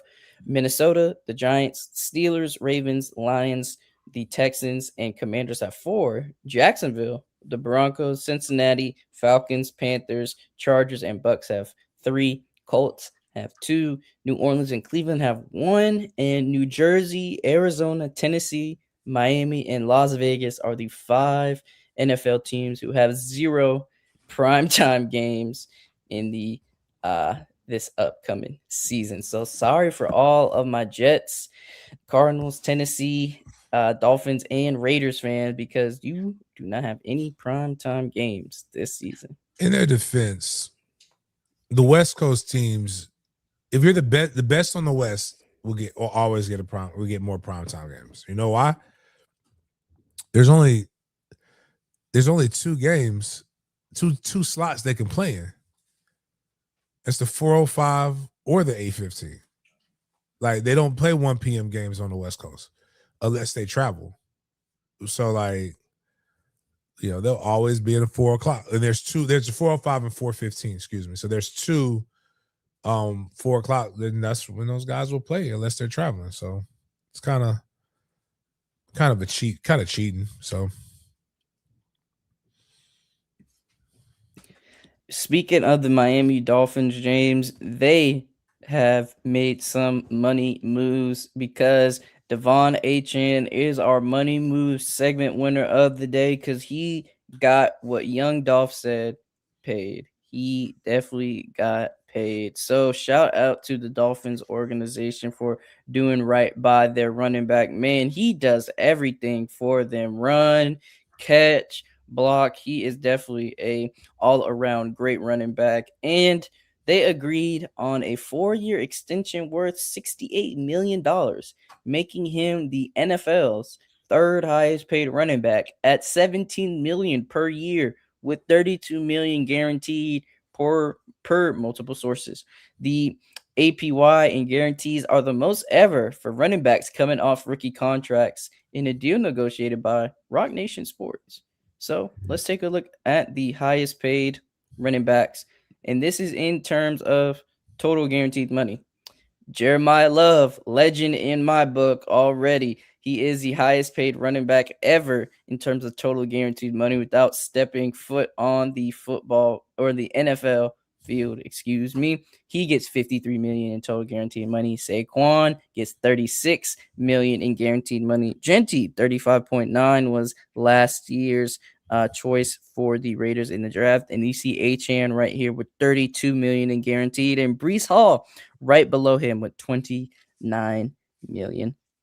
As well, to finish out this list, you have James Cook. That was a hassle getting him paid. Kenneth Walker now on the Chiefs, and Travis Achan on the New Orleans Saints. So, man, shout out to the other Achan on the Dolphins. So, 32 million guaranteed. Shout out to you, man. Shout out to you. yeah. Ashton Gent. My God. So they keep. Oh, what's the Jeremiah Love? Gotta love that. Gotta love the new contracts.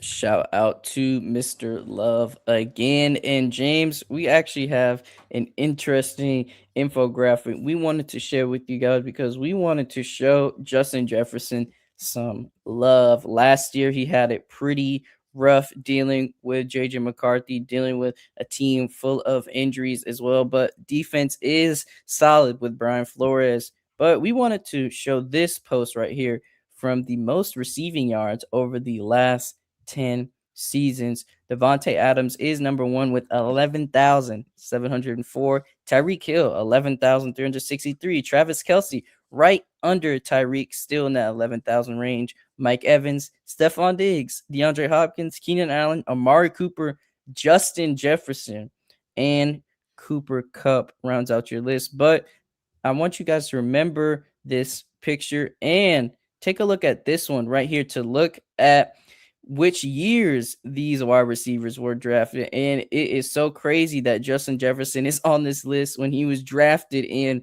2020, especially when you got names like Devontae Adams was drafted in 2014, Tyreek Hill 2016, Travis Kelsey is one of the older receivers on this list with him, DeAndre Hopkins and Keenan Allen coming into the league at 2013. But James, let's looking at the years in which they were drafted. How impressive is it for Jay Jettas to have this amount of receiving yards? And last season didn't do too well, I'm going to add.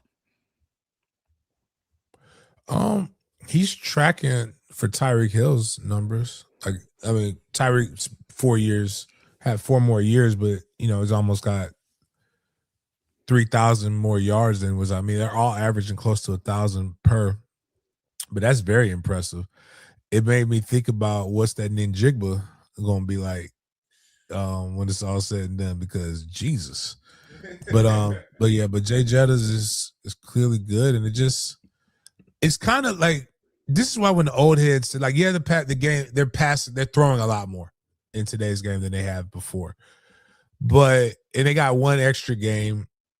But you've got guys with, I mean, this is the 26th season.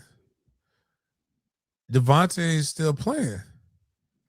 Like, these guys are old. Like, this is like when you're supposed to be like going on a downward trajectory. But some of these guys, outside of Keenan Allen, D Hop, they're obviously going bad. Amari Cooper is okay. Cooper Kupp is now kind of a second, no longer number one, but a secondary threat. But like, I would have thought Mike Evans would have been higher, but but again, he's old. Like, that's crazy to me. Like, that these guys have done this, and like that's a tough thing to do. But yeah, that's But Jay Jettas, if whenever they get him a real quarterback, it's gonna be too late. But he might be really dangerous.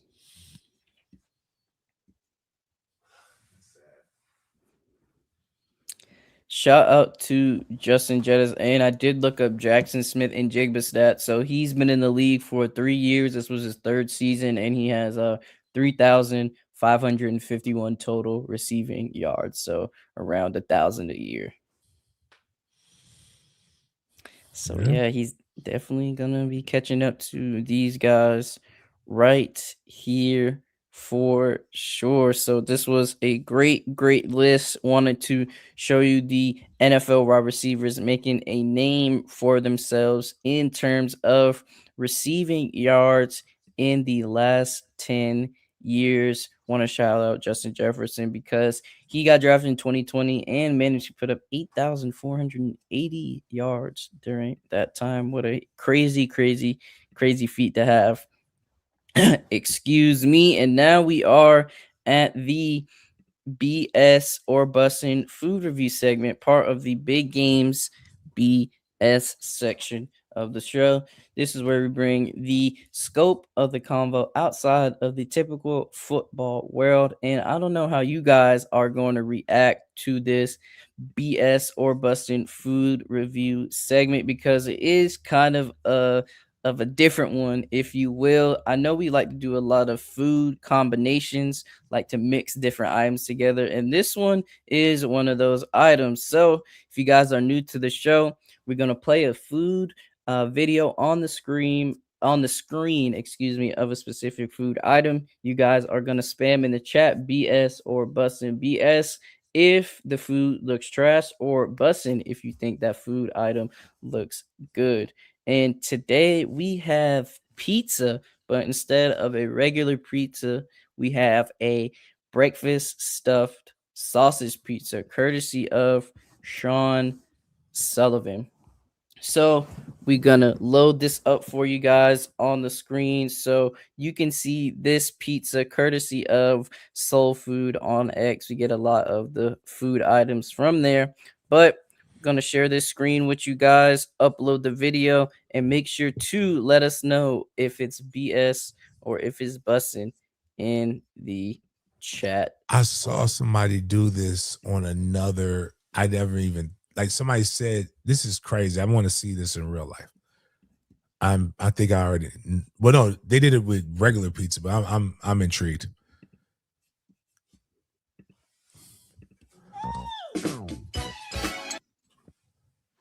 Gonna mute it for you guys. Had Michael Jackson in the background.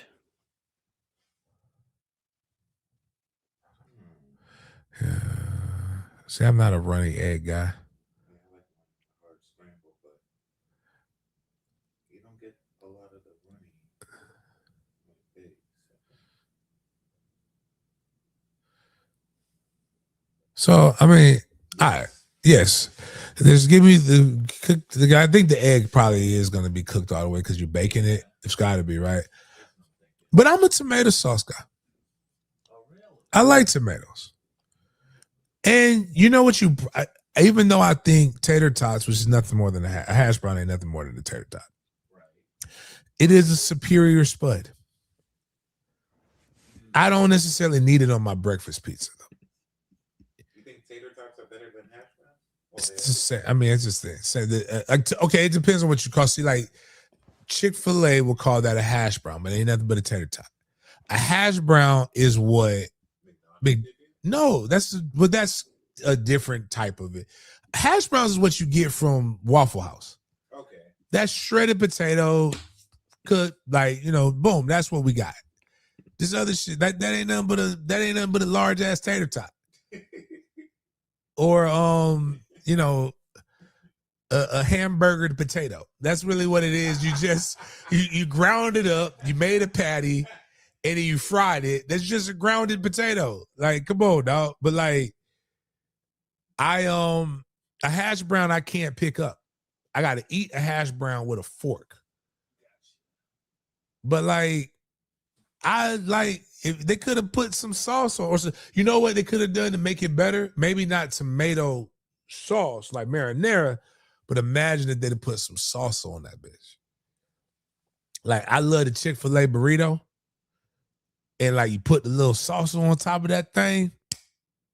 Like you can't just slide it. Like either, you know what? I never thought about I need to do that. I might go get that for breakfast. I can't get it now, but might do it tomorrow.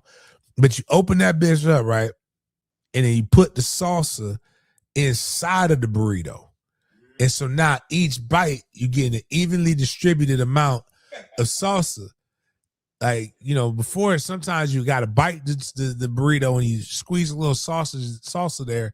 And then like, just too much going on. But like,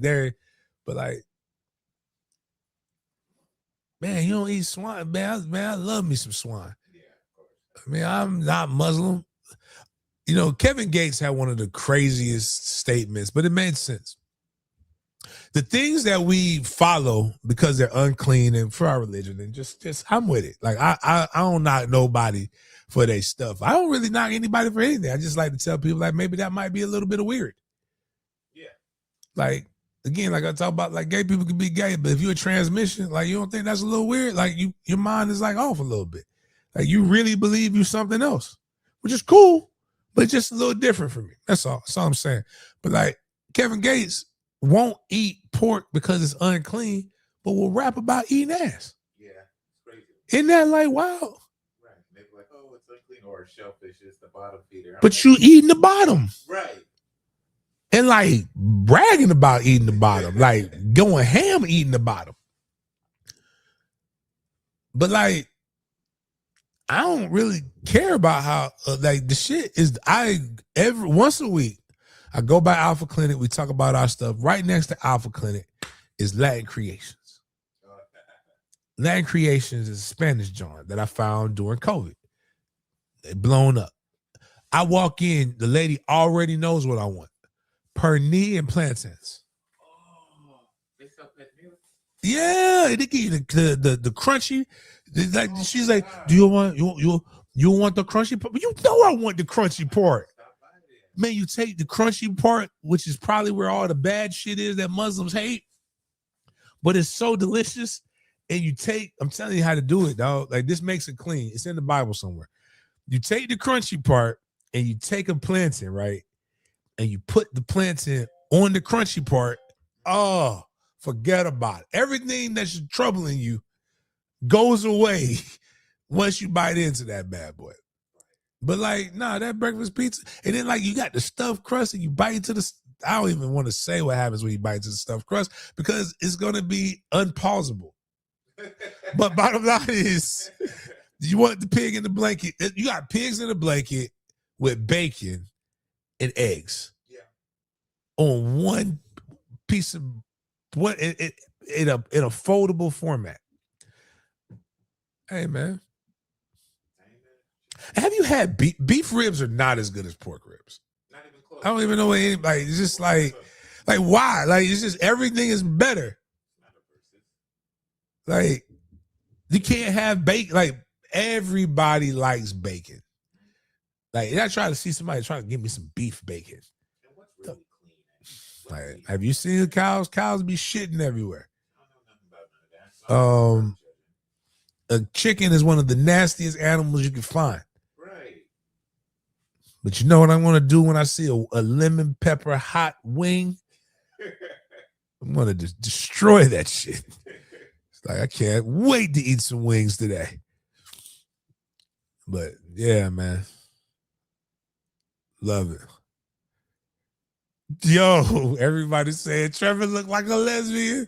We got to do the like. Have you seen Big Jaw? He has the lesbian homie. I can't believe it. Yeah, I do watch those. Like we got to do a thing with Trevor. Like Trevor's the lesbian homie. I don't believe that's real. There's no way his wife would co-sign that. He's rich and she's young and stupid. She doesn't know how to tell him no. God, you look awful. Like, good night. He's the lesbian. Oh man, yeah. Anyways, man, but nah, that was I'm fucking with it, Jaden.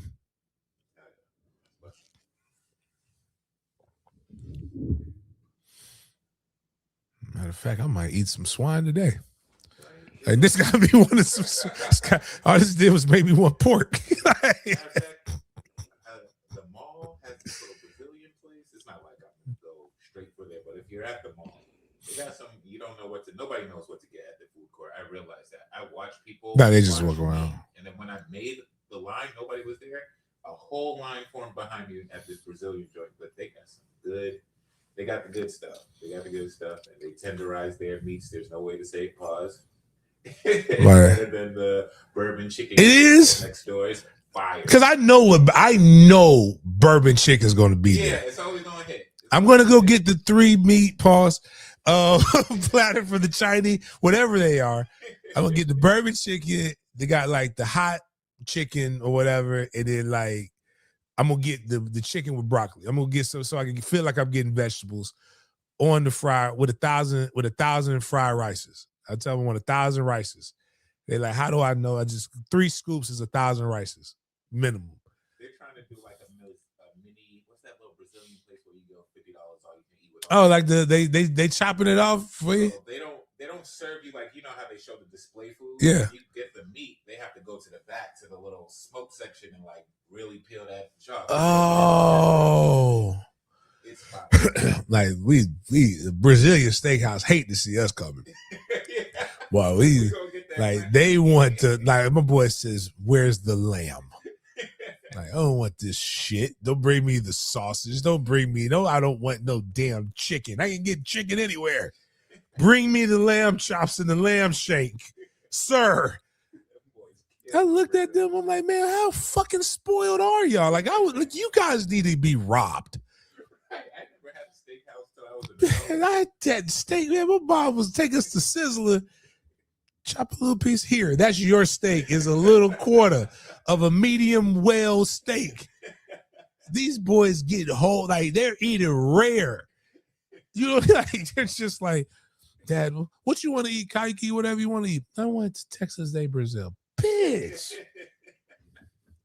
Fuck. Texas Day Brazil, though? Come on, bro. Like, you tripping. My bad. Go ahead, Jason. Go ahead.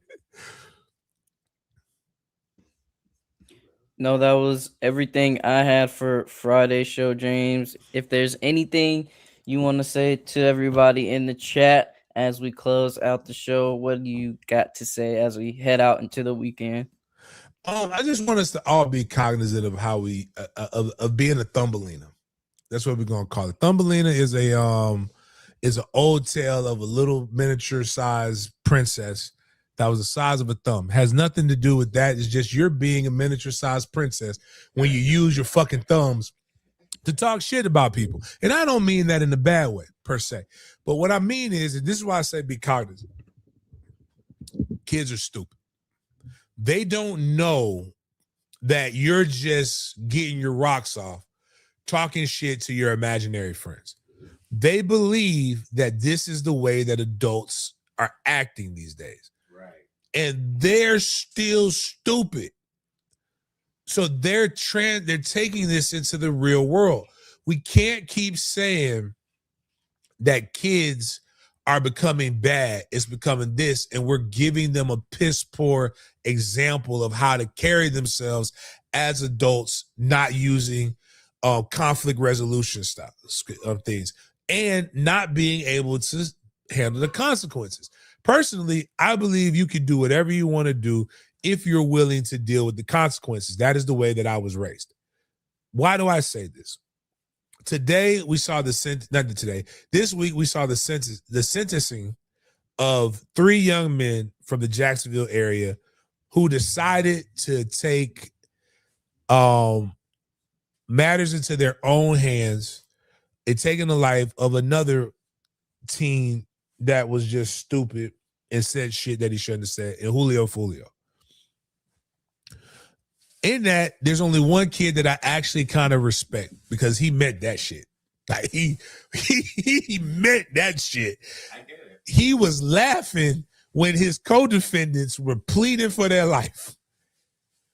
And I listened to his deposition, like when they were investigating him. That man said, "Fuck that man." Yeah, He made my aunt had a heart attack. My grandmother had a heart attack. Like, I don't give a, he didn't say he did. He said, but I don't give a fuck about him or his family. That's called standing on business. Now, the problem is, I respect it, but he was too far removed. We need him out of society. But his OGs didn't teach him right. Like, he went to it. Now, the light-skinned dude with good hair, who they had the warden said, "It's a fine young specimen." If you want to know what slavery sounded like, that warden is what slavery sounded like. I think he's fit, he's young, and he can do a really good job of making sure we get some good labor out of that book right there. If y'all keep acting like this, that is the world that your sons or your daughters are going to be going to, and we can be the change that we want to see. Like, it's unacceptable, and it's sad because the one kid is crazy as fuck. Probably would have made a phenomenal football player if we could have got him out of that, because we need that kind of crazy. The other kid got waves and put on a fucking Carl Thomas turtleneck, and he light skinned. He is about to go into a world of butt fuck. And he was crying. It's not about to end well for him. And all I'm saying is just, if you're not really mad about something, remember that you don't have to see these people. Right. And if it's somebody that you might have to see, don't give them an image of you that ain't you. like, you gotta like be for real. Don't, because you know what you're not gonna be able to do in prison? You're not gonna be able to be a Thumbelina. You're gonna have to have this, and you're gonna have to have a shank. And you gotta ask, is that the way that you want to live, or you want these young men to be able to live? Because at the end of the day, man, we have opportunities to be able to, we're supposed to want kids to live better lives than what we ever lived. And again, they don't know that social media isn't real and that you can just unplug that shit. So that's just my whole thing. Because when I saw it, I was like, damn, that motherfucker right there, crazy. The other dudes, like, hey, it reminded me of something that the gay thespian from Brooklyn, by the way, at Baltimore School of Arts, and former happy rapper turned gangster rapper Tupac said at Troublesome 96. He said, send me to hell, because I ain't begging for my life. Ain't nothing worse than this. Ain't nothing worse than this. Was a trumped up, hopeless life. Like, that boy was laughing because he said, hey, fuck that. I die. I'm willing to, but I don't want kids to feel like that, because ain't nothing, ain't no coming back from any of that shit. So, but yeah, so outside of that, appreciate everybody for chopping it up with me. We will see you guys on Monday.